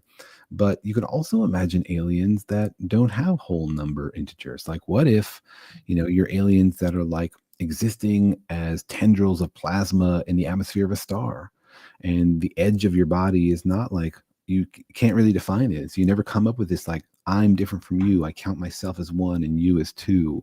Slime mold math. Slime mold math, yeah. So maybe they only start from real numbers, and integers are why would you even? To them, it's why would you draw this weird dotted line between your body and the rest of the universe? That doesn't make sense. That's totally arbitrary. And when you think about it, it kind of is. Where is the edge of my body? Is it? Do my hairs count? Is it my personal space? In the end, I am drawing an arbitrary. And what about when I pick up a pen or get in a car and I'm driving the car? Is my body now the entire car? Exactly, right. Or you lose an arm, is it still part of your body even though it's deteriorated? These seem like obvious questions, but they're very fuzzy philosophically. And that tells you, okay, there's some assumptions here. And those assumptions may strike you as obvious, but there's so many times in the history of physics and science when things that have seemed obvious about the universe have turned out to be not at all true. And the whole point of science is to not just accept our intuition, but let the data tell us. And we just don't have data about these things. We just don't know. And it could be that when the aliens come, that's when we figure out, wow, were we wrong about stuff we assumed was true. I think your next book title is Not at All True. That's the one right after the aliens come and tell us what's up, man. Exactly.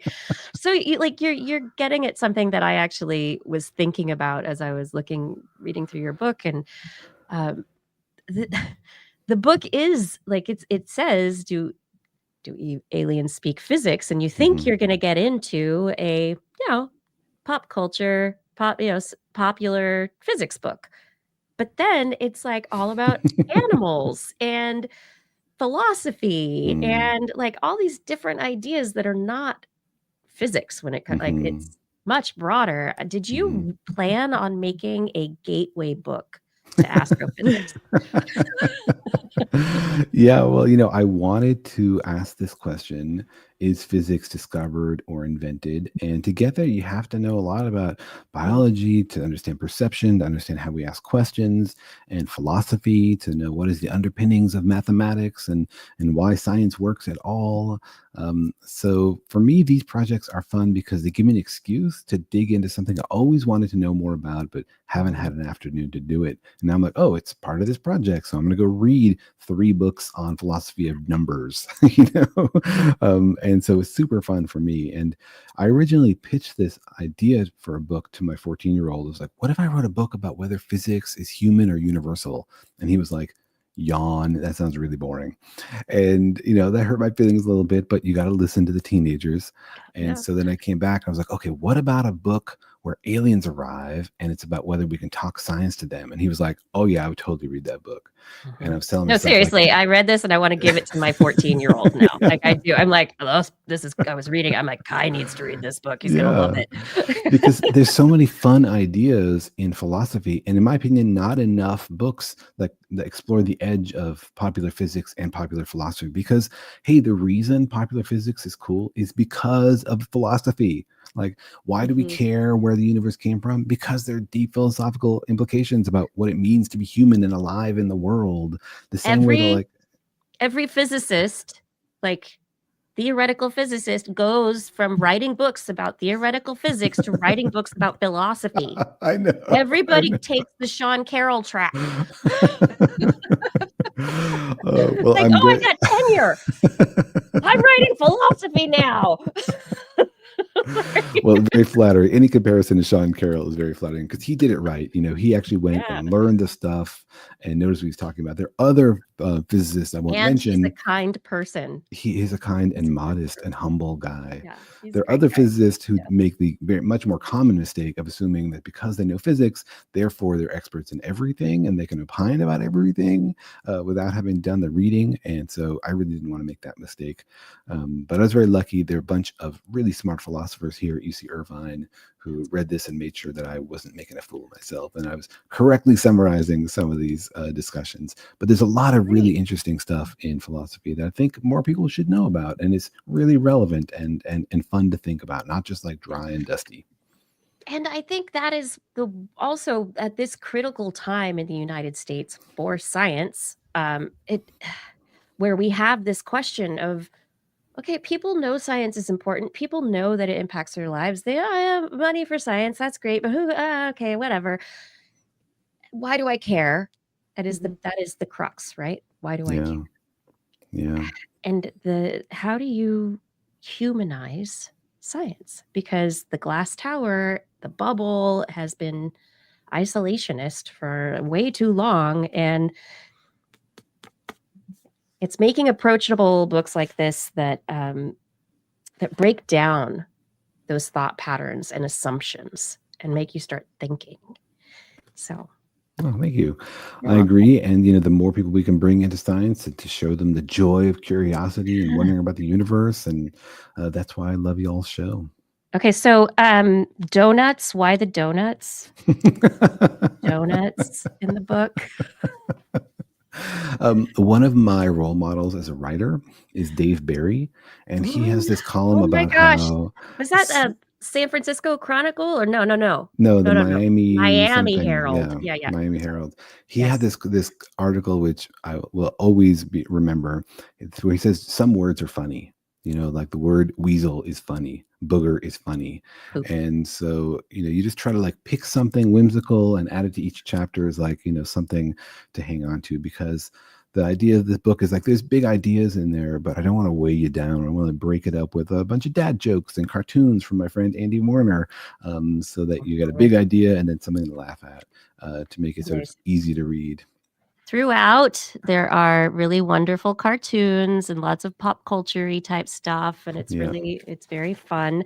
And at the beginning of each chapter, you have these sci-fi short stories, these hypothetical situations that they are actually little fun science fiction short stories. Mm-hmm.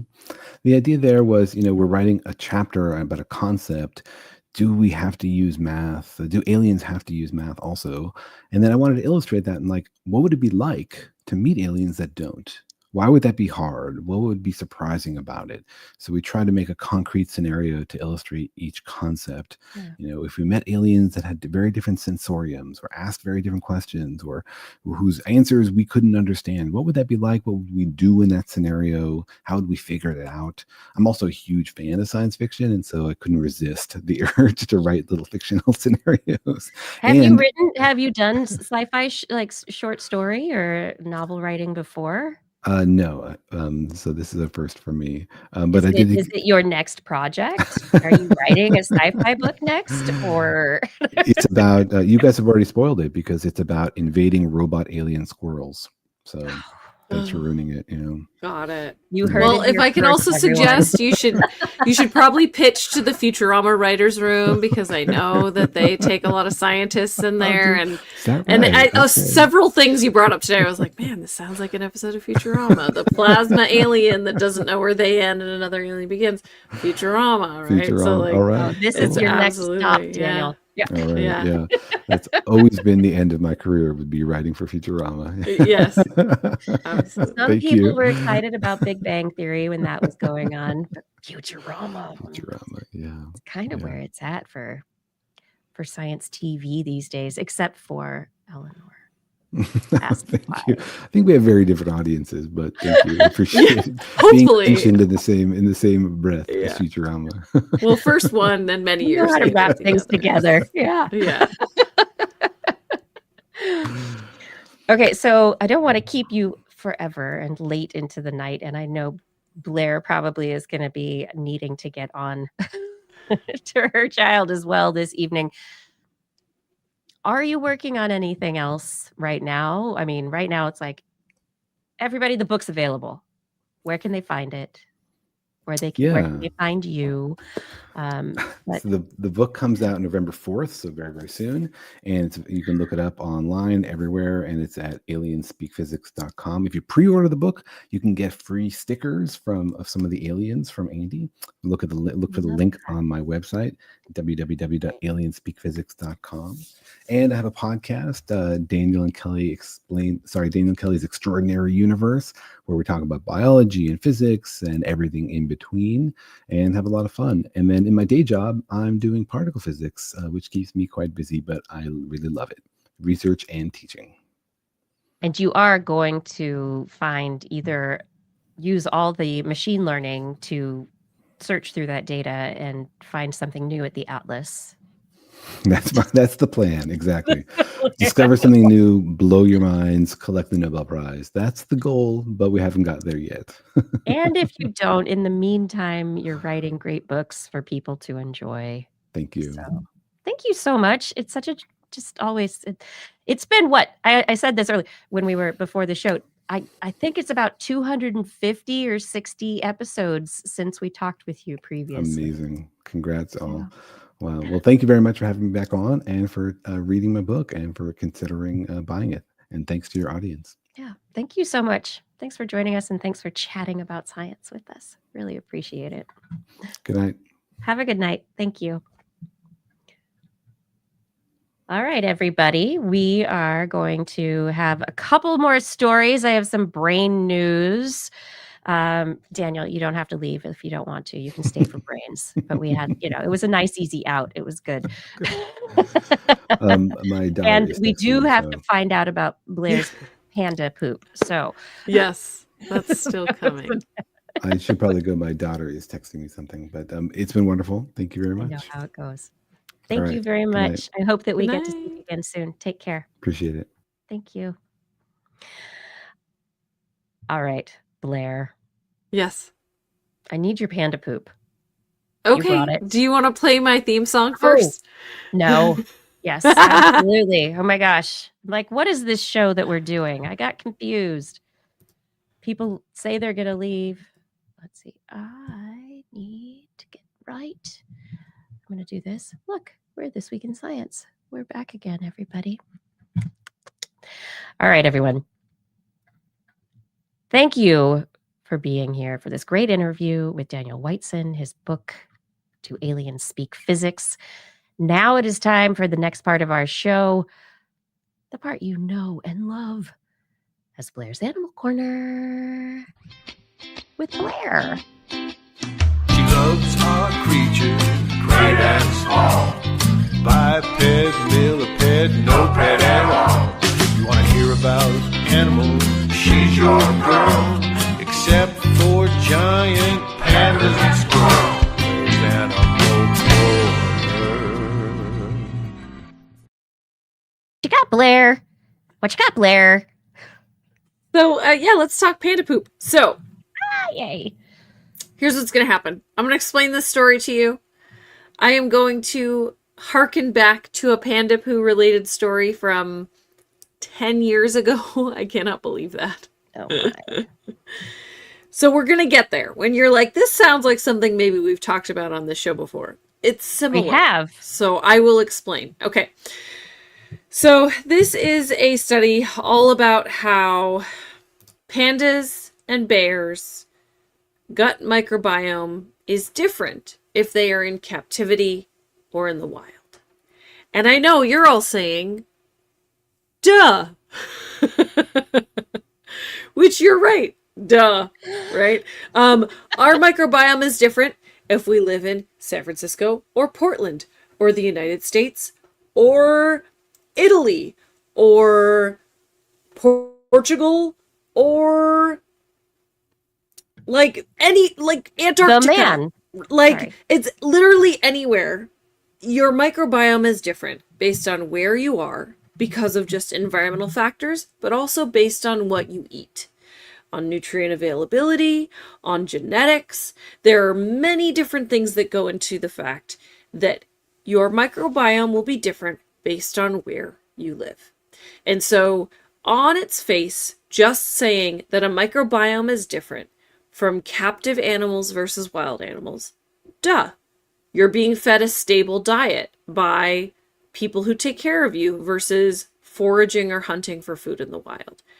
You are just physically in a different place with different microbes on surfaces, in the soil, in the air, right?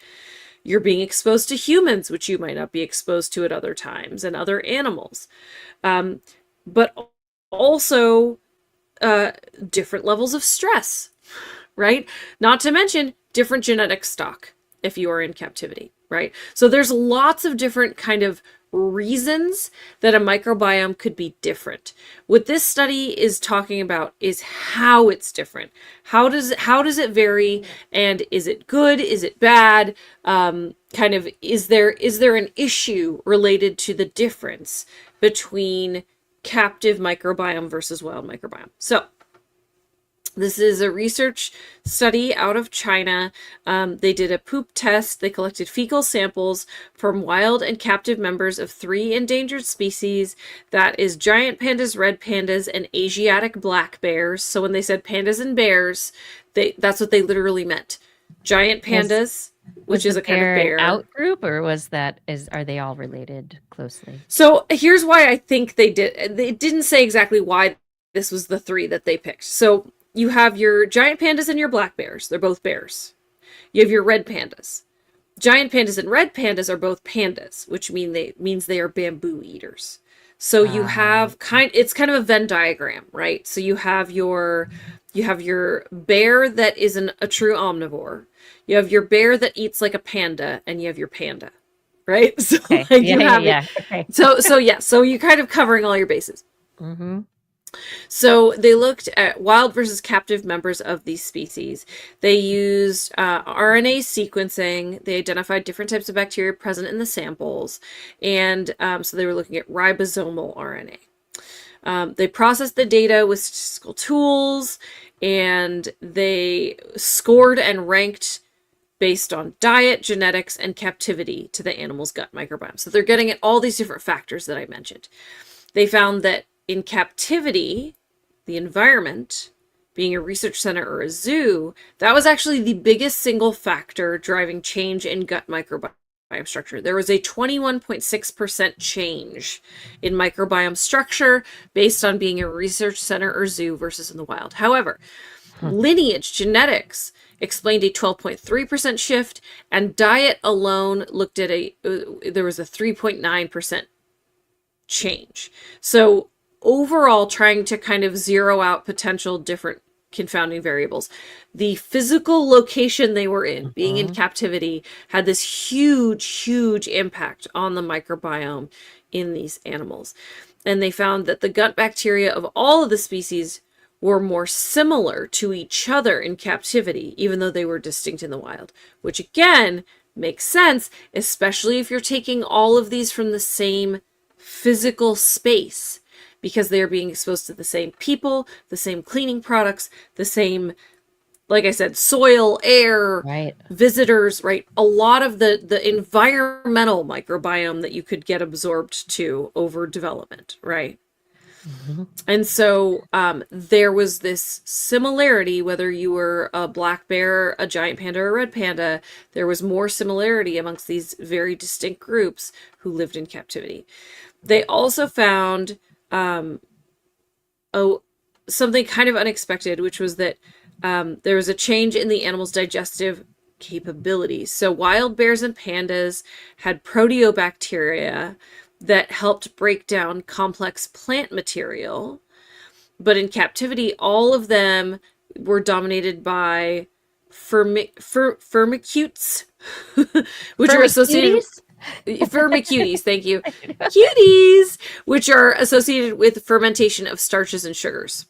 And so which would make sense for the bamboo, right? Or it would, but it would also make sense for things like kibble, which is what you're getting in captivity. A lot more gluten, a lot about it. Do the pandas eat kibble, or is it just the bears? So good question. I don't know about this particular institution. I know that bears always get a certain amount of chow. So it's possible that it was offered, that they make a particular bamboo eater chow that they would provide to these animals. I don't know. But it's very possible. There's, considering that, there's an entire industry of specialized chows for zoo animals to try to round out the carbs that they need in their diet. And so one of the other things that they found was that living in captivity had an increase in potentially harmful bacteria like Streptococcus. And so again, also that might have to do with the fact that they are in more confined space. They can't get distance from where they go to the bathroom as well. There could be cleaning issues. Are people not scrubbing in and out of spaces appropriately? Or, there could be any number of reasons related to that.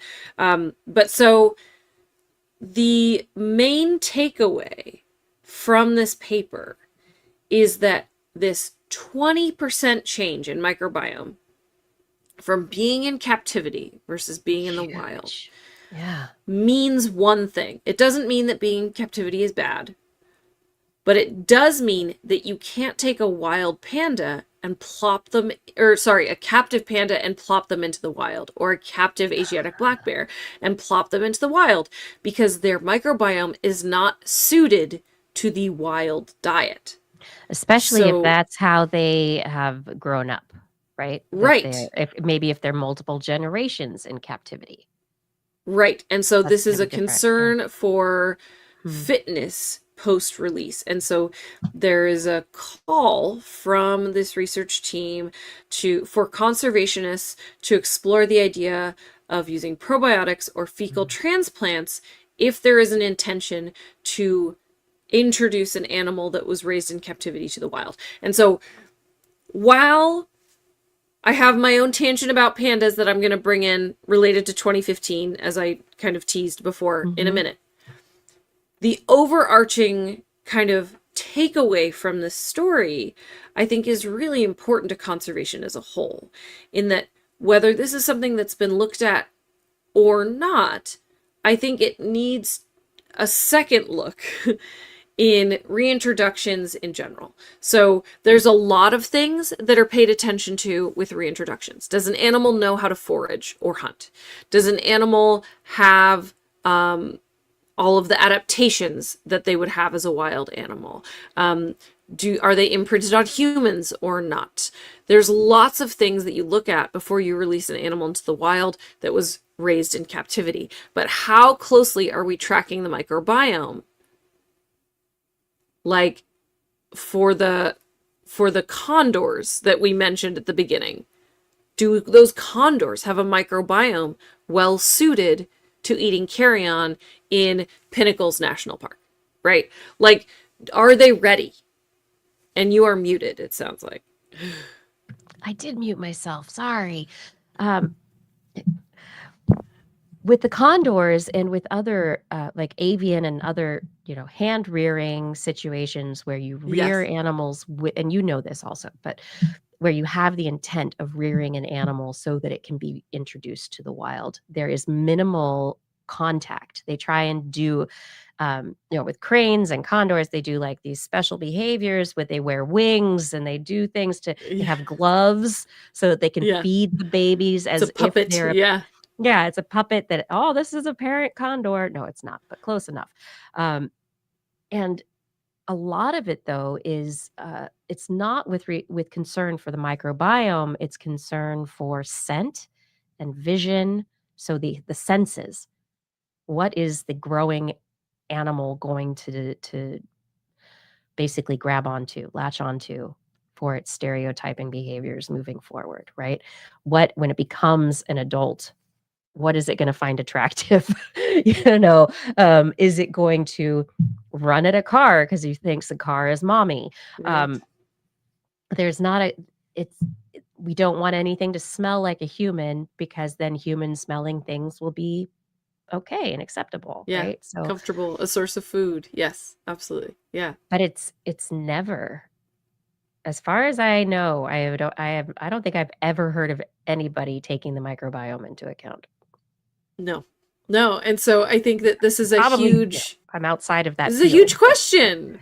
That's just like with human health. We're just starting really to look at this stuff and talk about, probiotics have been part of the conversation for a long time, but kind of with a lot of smoke and mirrors of just like, hey, bacteria is good for you. Just take this yogurt. It's fine. But the kind of scientific approach of it, the surgical approach of what is your microbiome? What do you have lacking? What did your microbiome used to be?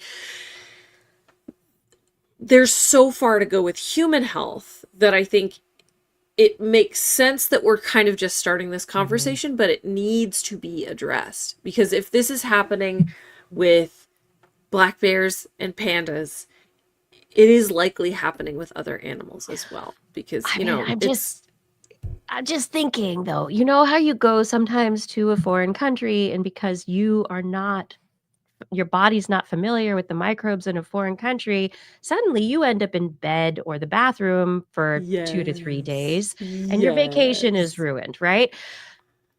You're doing that to an animal, right? You release an animal into the wild and suddenly they're foraging on their own. They're coming from their zoo or basically very clinical environment, even though it's dirt and whatever. It's not the wild. Yeah. And the food. Well, and all the where things. we might miss our sightseeing and spend a couple days in the hotel room, they might actually get eaten because they are ill, right? So, or they might miss mating season, or they might not migrate appropriately, or they might starve or die of dehydration. Or they're feeling a little gassy and they just stay in the, in the cave a little bit longer. Yeah. Yeah. So it's a huge question. And so just to kind of address that, I have talked about the panda microbiome before. This raised questions for me about this study that I talked about, which I could not believe was from 2015. And this was looking at the microbiome of pandas. And this is where one of the funniest things about pandas to me came up during my time on the show, which is that it seems like pandas always have a stomach ache, right? It's because they don't have the right bacteria to process bamboo. And so is it because they're in captivity? Right. So that was my first question, was where did these pandas come from? So like, where did the poop come from? What is the poop source of these pandas? And so it took me a minute because a lot of it was paywalled now because it's so old. But I found some information. It should be free now that it's so old. Come on. I don't know. It disappeared from a lot of my usual sources, but I was able to find it. And so they sequenced bacteria from fecal samples from giant pandas living in a research base. So this is still a captivity environment. And so what they found over the course of spring, summer, and late autumn for a whole year is that they ate about 10 kilograms of bamboo leaves, but the gut bacteria was similar to carnivorous and omnivorous bears, but different from plant eaters. And so this is where this whole kind of joke that we started about them always having a tummy ache came from, because they don't have the right microbiome to eat bamboo. And now I want this study redone with wild pandas Because what were they feeding these pandas in this research base? Because they said they're eating 10 kilograms of bamboo. Are they eating anything else? But didn't they say they're like, oh, they have the microbiome for a carnivorous Yes, that's bear. Correct. Like they should be eating meat, but they're eating bamboo. And then there was a later study that was like, oh, there's something that, whatever, but they still didn't answer the question. And so yeah. I love this question, Blair. Yes. So I think that it is a related but different study. So that was looking at, is their microbiome more similar to a bear or a red panda, the original panda? So this is that like Venn diagram I was talking about. And so they found that their gut microbiome was more similar to the black bear, basically. But this is in captive pandas. So if there is a 20% variance in the microbiome from captivity to the wild, then I can't help but wonder, if you pulled fecal samples from wild pandas, would you find the same thing? Would you find that microbiome is similar to a black bear versus a red panda, or would you find that it is more similar to a panda? I don't know. I think this is a great question. I don't know either. I want to know if anybody knows. So all that to say, I still think pandas are ridiculous. I mean, honestly, they haven't done this test on wild pandas because there aren't that many of them. Yeah, they're just hard to. Anyway, they spook easily, all that good stuff. But they do like to play. They're cute. Yeah, they also get lost really easily, which was another study that I loved that came out recently. They're just lost all the time. Anyway, why do you have to know where you are when you're just in a research institute all the time or a zoo? I want to acknowledge that this is one of those situations where panda research gets a lot of money, and ultimately, I think panda research is stupid because there are animals that we could save that we are not doing research on and have ecological importance way higher than that of pandas, right? And so this is where condors are very different from pandas, because condors have a very important role in an ecosystem. They actually care about reproduction. They're not as ridiculous. So anyway, point being that I get frustrated sometimes with panda research, but I think it's important to acknowledge when a piece of research that was panda research, and I'm doing my little air quotes here for those of you listening, this funding and interest and attention that was paid to pandas in this research project, looking at the microbiome, has the opportunity to benefit lots of other endangered species and reintroduction programs. And so for that, I just wanted to acknowledge that this is a potential win in conservation. Thank you to panda conservation efforts in this case.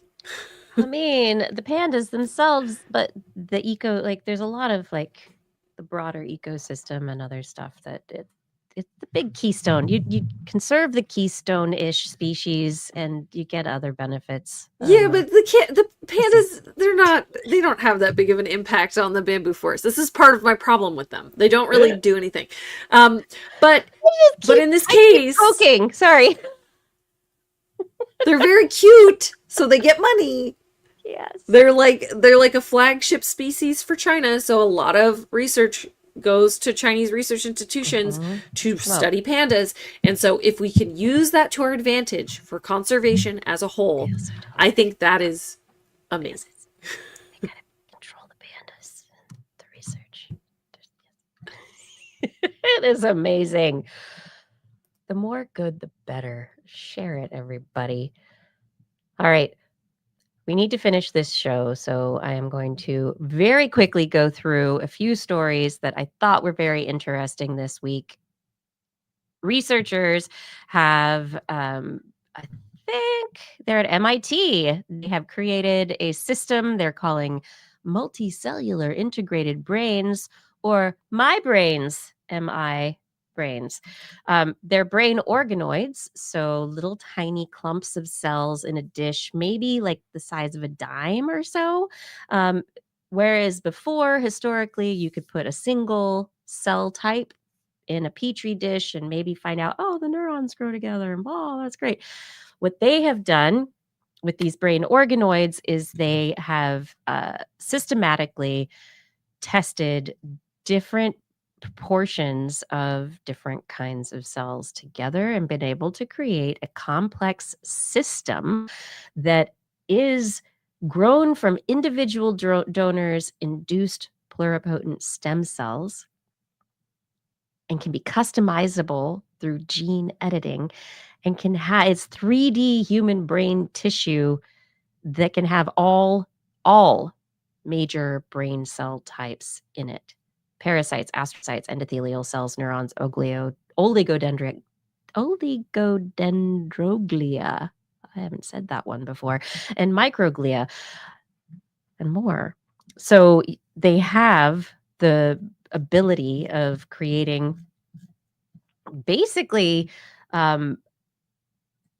systems in which you can have you can go and create a mini brain in your lab, and it can have blood cells, neurons, astrocytes, glial cells, all of the things that are necessary to study the metabolic dysfunction of Alzheimer's disease, for instance. Because you can grow blood vessels closely to neurons and astrocytes, you can create the blood-brain barrier and immune system ecosystem that can recapitulate disease states, because you can edit the genes that say, oh, the astrocytes have, there's an issue with the ApoE4 gene, or there's an issue with mitochondrial function, or there's this. And you can grow these little tiny, like dime-sized clumps of multiple cell types. This, my brain is going to be amazing, and it's going to help me live longer with my cognitive function, I hope. It's kind of amazing.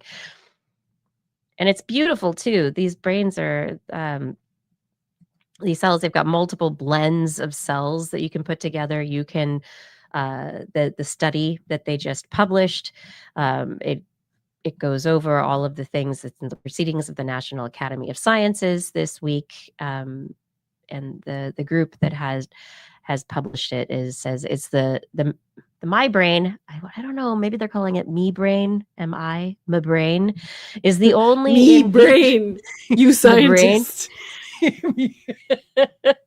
Seriously. It's the only in vitro system that contains all 6 major cell types that are present in the human brain. They've enabled research to discover how one of the most common genetic markers for Alzheimer's disease alters cells' interactions to produce pathology. Maybe my brain will help us get to... My brain. I like my brain. I like my brain. I can't help it. It's my brain. Yeah, these are the kinds of things that make me laugh. Anyway, I think it's a really pretty amazing advancement. My brain, it might move neuroscience, therapeutic research forward in major ways. Cool. And Blair, you know how you brought to the show the planarian research about how they chopped off the body and grew the body, chopped off the head, regrew the head. And it was like, how do they do that? What are the planarians doing? And so researchers just published a study of this, basically the immortal flatworms, the planaria. This study came out in Cell Reports last week. The researchers determined in the study that when, like humans, we have stem cells, and those stem cells, when they're in like a certain organ or a certain part of your body, they're responding to all the instructions in that part of your body. So if your liver is damaged, you have stem cells in the liver that are, be more liver Make more cells. liver. The planaria, however, they don't have those niche controls. Their stem cells do not respond to the cells near them. There's no like neighborhood that controls them in the way that human tissues are controlled. So they don't know all of the details or the genes and everything that's involved, but they have seen that there are some cells that it's like, okay, my gut is missing. I'm not getting instructions from my gut anymore. So maybe we should build something that brings the gut back. So it's the stem. Ideally, where this research will go is in understanding the controls on stem cells. We can potentially use this understanding to help us grow new organs, new limbs, to treat losses moving forward, spinal cord injuries, these kinds of things. That's interesting. I will say I was always kind of such a weird thing to say. I was always kind of charmed by flatworms in all of my various biology classes. Well, their diagrams are very cute. They look like they're wearing a little hat and they have these little pinprick eyes and they have their very simple body plan and you're just kind of like, I mean, they are just doing it. It's just, they're worms. They're worms. Ish. kind of worms, kind of. They're little flat worms. But I think the thing that is interesting, but also I feel like I'm not getting my hopes up too high related to this, is that there's just so simple, right? It's like a jack of all trades, master of none situation, right? Like they have these stem cells that they're not being given specific directions because they don't have a complicated body plan, right? It's not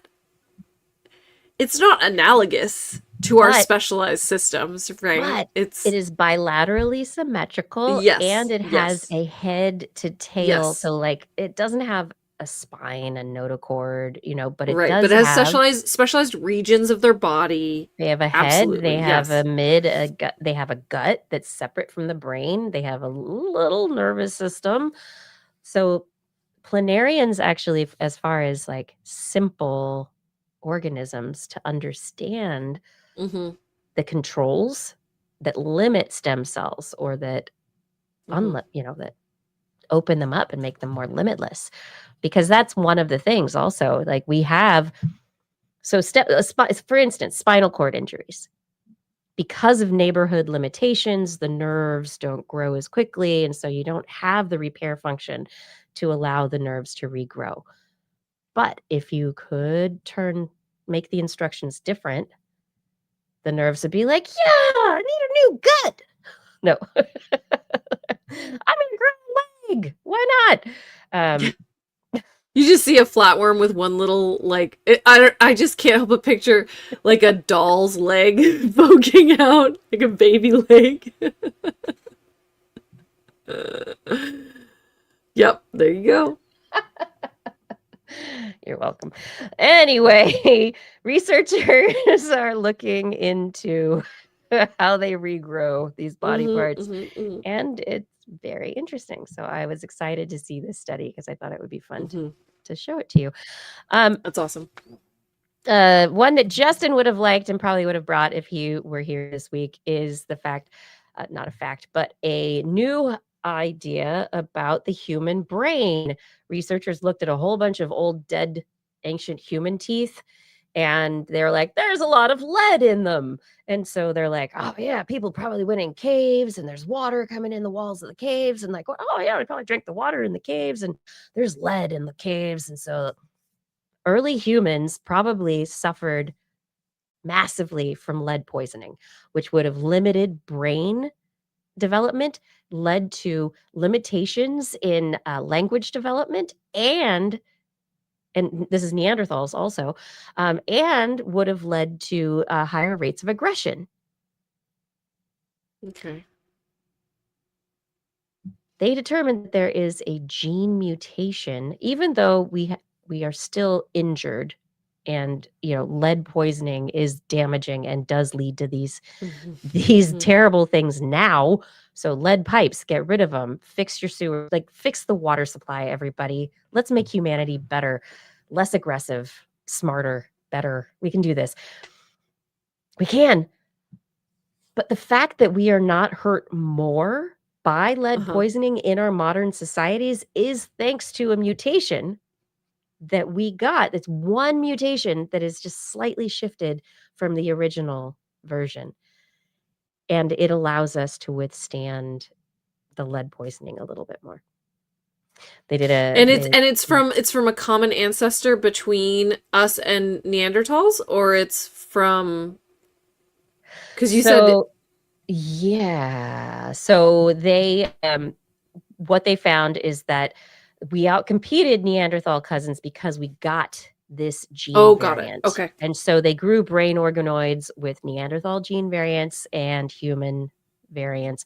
They determined that there is a difference in modern humans, and this Nova, the modern human version of Nova 1, when they took Neanderthal cells. No, they edited neuronal cells to have the old version that Neanderthals had and the modern human version that we have. And then they gave them lead, and the neurons with the modern human version did much better. So the idea is that thanks to, and there's been a question, and Justin would probably get at this, there's been a question about how Neanderthals spoke, language that they might have had, how much aggression they had, whatever. Maybe they were lead poisoned and they couldn't talk to each other. I have no idea. I just they were just angry all the time. They're angry, confused. And they couldn't talk. They're like, whatever. But humans, then we got our mutation and we were like, I can handle a little lead poisoning. It's not that bad. Still bad. Still bad. To be clear, let's still be warlike. Okay. Yeah. I think, you guys like to make a lot of fun about how young I am, but I think I'm now often the older person in the room who's like, I'm of the last generation of lead-based paint and asbestos. The last generation. Yeah. No, for real. Like, while I was in high school, they started abating asbestos and lead-based paint in all the public schools. Like that, I really feel like that was the end of that era, at least in, California. But yeah, I think it's very wild. We make it such a big deal out of lead poisoning and how terrible it can be to our bodies and our brains, and that we actually have an advantage compared to other organisms, and their processing of lead is shocking to me, honestly. It's amazing. We've been lead poisoned so much and we've gotten this far. So the poor animals getting all the runoff from all of the lead products that we have. It's why we can't talk to them. Oh, that's why. They're just mad. They're like, you're dumping all this gross stuff. No, thank you. I'm not going to talk to you. And finally, there's one last study that I thought was just fun for the end of the show, out in Communications Biology a couple of weeks back. Researchers looked at 577 people who previously, years ago, had watched an excerpt from the Alfred Hitchcock Prevents series, an excerpt, 8 minutes of an episode called Bang, You're Dead. And while they were watching it, fMRI scans. So they had a measure of these individuals from 18 to 88 of their brains as they watched this video clip. And the research previously, they were able to determine that this particular video clip, for whatever reason, maybe it's the black and white Alfred Hitchcockness, maybe it's the storytelling, whatever it is, it leads to really high levels of brain synchronization. So like at certain points in the 8 minutes, most brains are doing pretty much the same thing. And so it's kind of a control, right? For this is your brain on Alfred Hitchcock. And they took those people now, they'd previously watched it, had their brain recorded, and they had them do it again and find out whether or not their brain readings changed over time. What they're trying to answer the question of is, what is it that makes it seem like time goes faster as you get older? And so one of the things they saw in this is that the older adults, the fMRI recordings that they just used now, that the older adults, their brains shifted to a new activity state less frequently. So younger adults were more synchronized in how their brain responded and when different activity states were happening. And older adults, between the first time that they did this watching and this new time, the older adults had fewer shifts in their activity state over time, whereas the younger adults are like, new thing. The brain's constantly keeping track of stuff all the time. Yes. Yes. How do we know it has to do with their age and not with the fact that they've seen it before? That was my question also. I mean, I love the idea of controlling and being like, I watched this at this one point and now I watched it at this other point. And so I think it would have been better if they had it. I'm watching it now this first time, and then I'm immediately watching it again right after, because then it's kind of close in time. Or even this time around, if they'd had two basically immediate watchings. Well, there's also diminishing returns, right? Like if you've seen something 2 times versus if you've seen something 5 times, things feel more familiar. Everyone in this study had seen it once before. Right. So no matter what age. To me, it would make more sense to do a massive study, a massive sample size of 25-year-olds watching it for the first time and a massive sample size of 45-year-olds watching it for the first time. Because then everyone's watching it at the same time. If your sample size is large enough, you can say, this kind of averages out to how a brain reacts to this thing. Yeah. Which is what they were trying to do, but they were trying to do it, but they were, they had to get make different groups. And so their groups were 18 to 42, 43 to 63, and 64 to 88. And they did find that age affected the duration of neural state.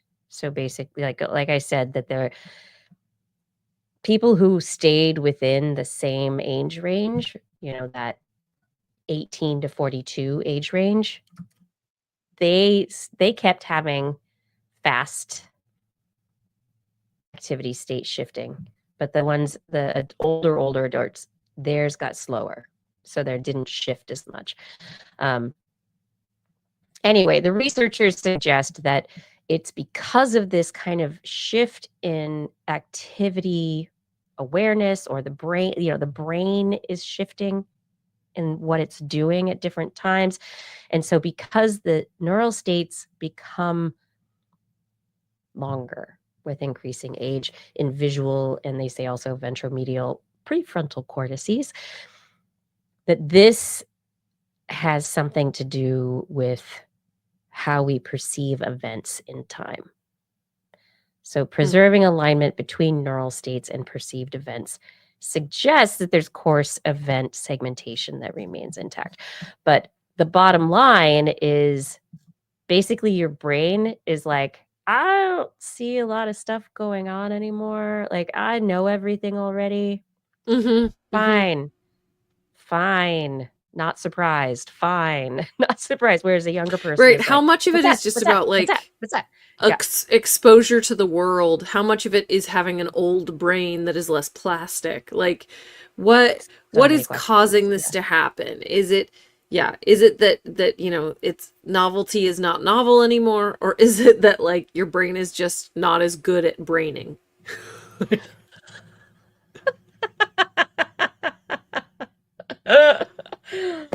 Oh, thank you. I hope my brain stays good at braining. Oh my God. I mean, if nothing else, I want my brain to be a good brainer. That's what I want. Yeah. I mean, the question is your brain shifting into different activity states, how does that impact your logging of events? And so if your brain Right. is like on this, like, I'm turning over at a different pace, I'm turning over at a different pace. Da, da, da. It's like a mouse versus an elephant.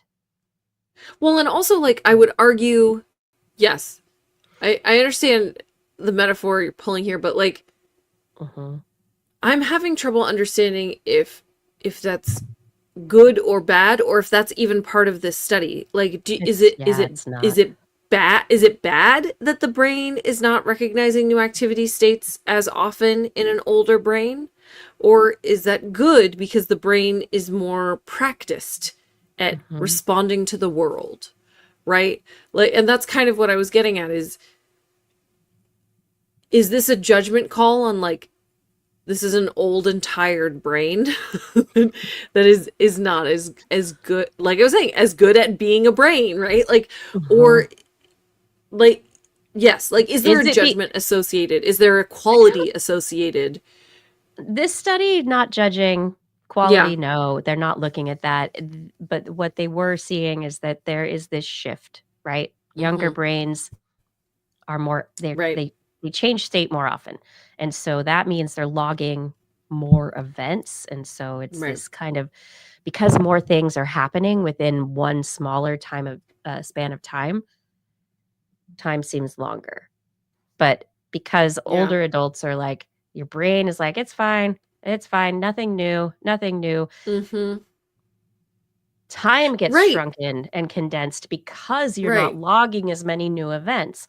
And so this is the other question, is like, if they had shown a new video to the older adults, would it have been fine, haven't seen this before, logging new event, and suddenly it seems longer. And so I think your question is well taken. Yes, but also, like, I think it's so easy for us to associate the quality of young versus old as young is better.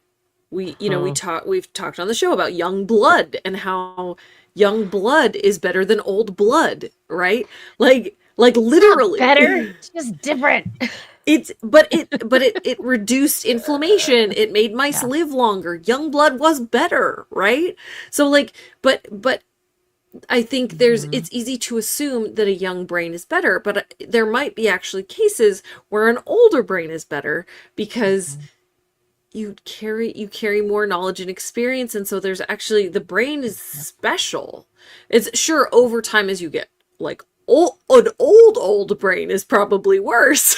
But that's going to be, similar also, like, if you can keep inflammation down, does the old brain act like an old brain? Right. Like, so do you want an old brain with young blood? Yes, that's what I want. Did that sound bad? I'm like, yes. No, that's what I want. That's how I'm going to get to 200. Old brain, young blood. Old brain, young blood, good friends. Papa John's.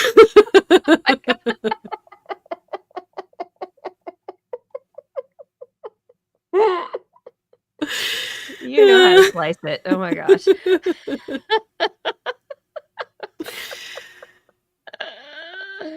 All right. On that note, have we done it? Yes. Yeah, we made it to the end of this show. What a great show. How much fun. This is great.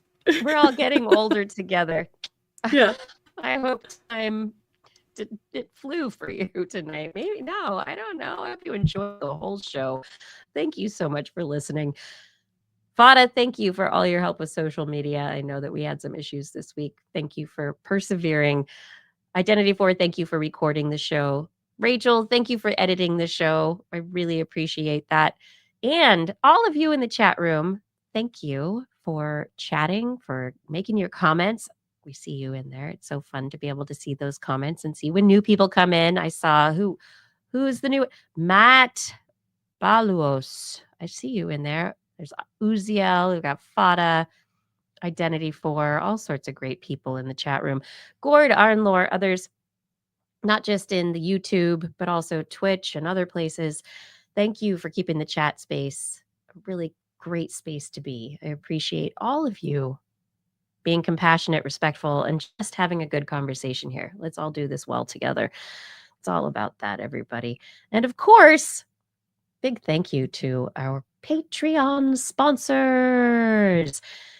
Thank you to Aaron Anathema, Adam Mishkan, Alan Viola, Ali Coffin, Andrew Swanson, Arthur Kepler, Artyom, Bob Calder, Bob Coles, Brendan Minish, Brian Carrington, Chris Wozniak, Christopher Dreyer, Christopher Rappin, Craig Landon, Craig Potts, Dana Lewis, Daryl Myshak, Dave Wilkinson, David E. Youngblood, Don Mundis, Donathan Styles, a.k.a. Don Stylo, E.O., Eden Mundell, Eric Knapp, Flying Out, Fredis 104, G. Burton Lattimore, George Chorus, Greg Briggs, Jack, Jason Olds, John Atwood, John McKee, John Ratnaswamy, Johnny Gridley, Ken Hayes, Kent Northcote, Kevin Parachan, Kevin Reardon, Kurt Larson, Lon Makes, Lauren Gifford, Mary Gertz, Marjorie, Mark Hessenflow, Noodles, Patrick Pecoraro, Paul Disney, Paul Ronovich, Philip Shane, Pierre Velazar, P.I.G., Richard Badge, Robert Norland, Robert Farley, Rodney Lewis, Rudy Garcia, Remy Day, Sean Clarence Lamb, Shubru, Stephen Alberon, Steve Leaksman, a.k.a. Z Masood, Oster Teresa Smith, Tony Steele, and Bagard Shefstad.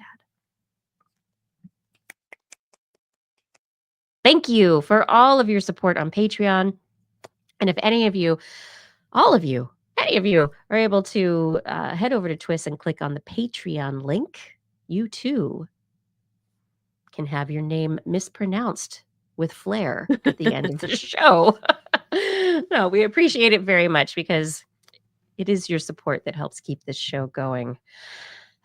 We do appreciate you. And on next week's show, we will be back. Yeah. My entire screen went black. Hold on. You're still here. I hear you. Okay. All right. The Matrix glitched. I'm back. All right. We will be back on Wednesday at 8 p.m. Pacific time, broadcasting live from our Twitch, YouTube, and Facebook channels. Yeah. And if you want to listen to us as a podcast, just search for This Week in Science wherever great podcasts are found. If you enjoyed the show, get your friends to subscribe too. For more information on anything you've heard here today, show notes and links to our stories will be available on our website. That's at www.twis.org. You can also sign up for our newsletter, which Blair will send. No, I'm kidding. No, I mean, seriously, do you want to hear me write about things? I've been thinking about just writing about things lately. I might do it. I'll just have to email Blair and get the password. But it'll be great. Well, we should send newsletters. We should do that. It'd be great. That'd be fun. What a thing. What a thing if we did that. You should totally subscribe. We'd love your feedback. If there's a topic that you would like us to cover or address or a suggestion for an interview, please let us know on one of our social media accounts or send us an email. Make sure you put TWIS in that subject line so your email doesn't get spam filtered into. Blair, where should it not get spam filtered into? Oh, yeah. You got to put TWIS in the subject line or your email will end up in a plastic baggie in a fridge alongside a fecal specimen from an undisclosed species. Mm-hmm. Nobody's gonna. Nope, just the microbiologist, and we don't have one of those here. Yeah. Yeah. Oh, we look forward to discussing science with you again next week. And if you've learned anything from the show, remember, it's all in your head.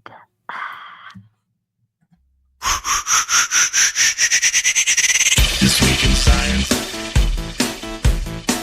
This Week in Science.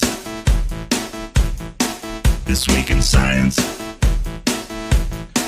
This Week in Science, it's the end of the world. So I'm setting up shop, got my banner unfurled. It says the scientist is in, I'm gonna sell my advice. Show them how to stop the robots with a simple device. I'll reverse global warming with a wave of my hand. And all it'll cost you is a couple of grand. 'Cause this week's science is coming your way. So everybody listen to what I say. I use the scientific method for all that it's worth. And I'll broadcast my opinion all over the earth. 'Cause it's This Week in Science. This Week in Science. This Week in Science. Science. Science. Science. This Week in Science. This Week in Science. This Week in Science. Science, science, science, science. I've got one disclaimer and it shouldn't be news. That what I say may not represent your views, but I've done the calculations And that is the after show, my friends. We are done with our episode. We are here at the time of night that Blair says, I have to get up at 5 in the morning and it's tired time, so we should go home, which is really true. We should Is all... that what I sound like, Kiki? Is that what my voice sounds? No. Okay, all right, just checking. No, Blair says, I gotta get up in the morning. I gotta go. Oh, no, I think I like the first one better. You like my voice this morning?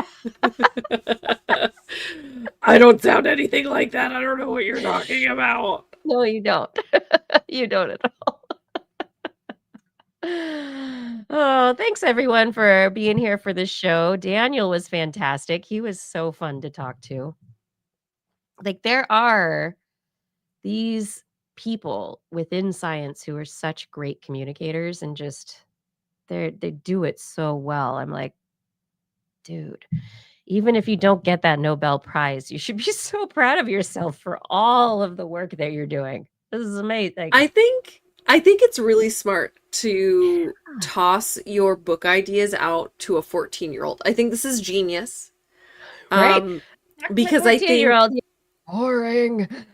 like, no, I think it's really smart because it does allow you to encompass like the ability to catch somebody's attention, to be interesting, and also to appeal to a wider audience, because a scientist's 14-year-old son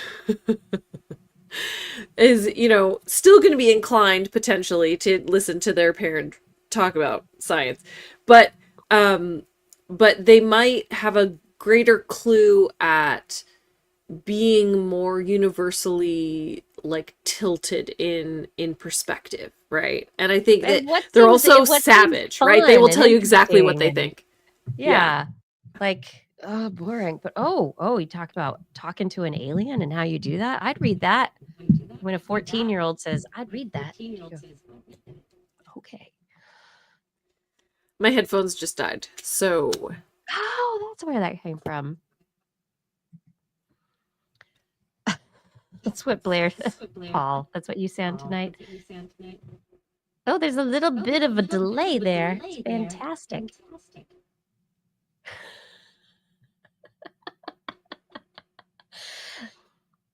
The headphones died. Yeah. And so I think that it's a sign. Yeah. Yeah. That we're gonna. Yeah, my sound might go into the fecal sample in the fridge in a moment here because I'm using external speakers now. It's very bad. Yeah, I can hear that. Yeah. I speak more quietly, then it's better. But StreamYard doesn't like to. It's not like Zoom. It doesn't like to stop the feedback. Yeah. Yes, I mean, that's my cutoff, I guess, is 2.5 hours is when the headphones are like, are you still talking? Yeah, that was great. We had a good time. Yes, that's the good night face. That's the good night TWIS face. That's very Paul Disney. Yeah. All right, everyone. Yes, Slough House. So good. I'm watching season 3. Yes. I don't think I get to watch it tonight, but tomorrow or Friday. It's going to be so good. Oh, and The Diplomat has a new season. I'm so excited about that. The Diplomat is one of the best shows on TV ever. It's like West Wing or like, oh, it's so good. The writing is so good. I love it. But anyway, Nice. Let's all go get sleep. Great. Yeah. Thanks for a super fun show, Kiki. Thank you. That was good. I'm glad you brought your stories and you were here and that your child let you be here. I'll be sure to thank him tomorrow. Please do. Eventually he'll understand. he's not ever going to understand. How many years has it, like, Kai would be like, Yeah. go away. He wanted to be in the middle of it. Yeah. It comes around. That's great. Your child should see you doing things you love. Yeah. And that not just things that you succeed at, things that you like, things that make you happy. Mm-hmm. And not just as only mom always just there for you. For that. Yes. Yeah. No, I agree. Yeah.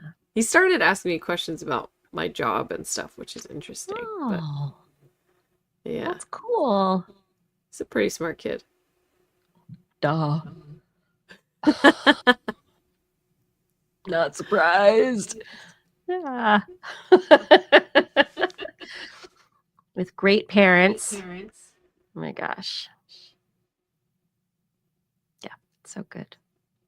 And then you can watch Eleanor Asks Why. Mm-hmm. It's a cute show. It's really good. Yeah. It's one of the good ones. Yeah, we do watch some PBS already, so there you go. Mm-hmm. We know someone who made one. Yeah, that's so cool. It's open. All right, everybody. Say goodnight, Blair. Good night, Blair. Say good night, Kiki. Good night, Kiki.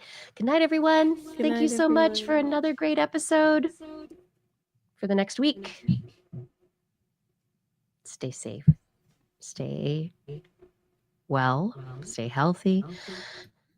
Go get your shots if you can, and you haven't. End of October, apparently, is the time to do it. Flu, COVID, RSV, if you can do it right now. End of October. Prime time. If you haven't, they're available. Let's go do it.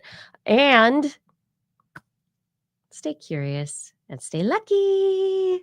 We'll see you again next week. Hope you're all well. Be well. Good night. Thank you for being here. And I hit my microphone. Good night.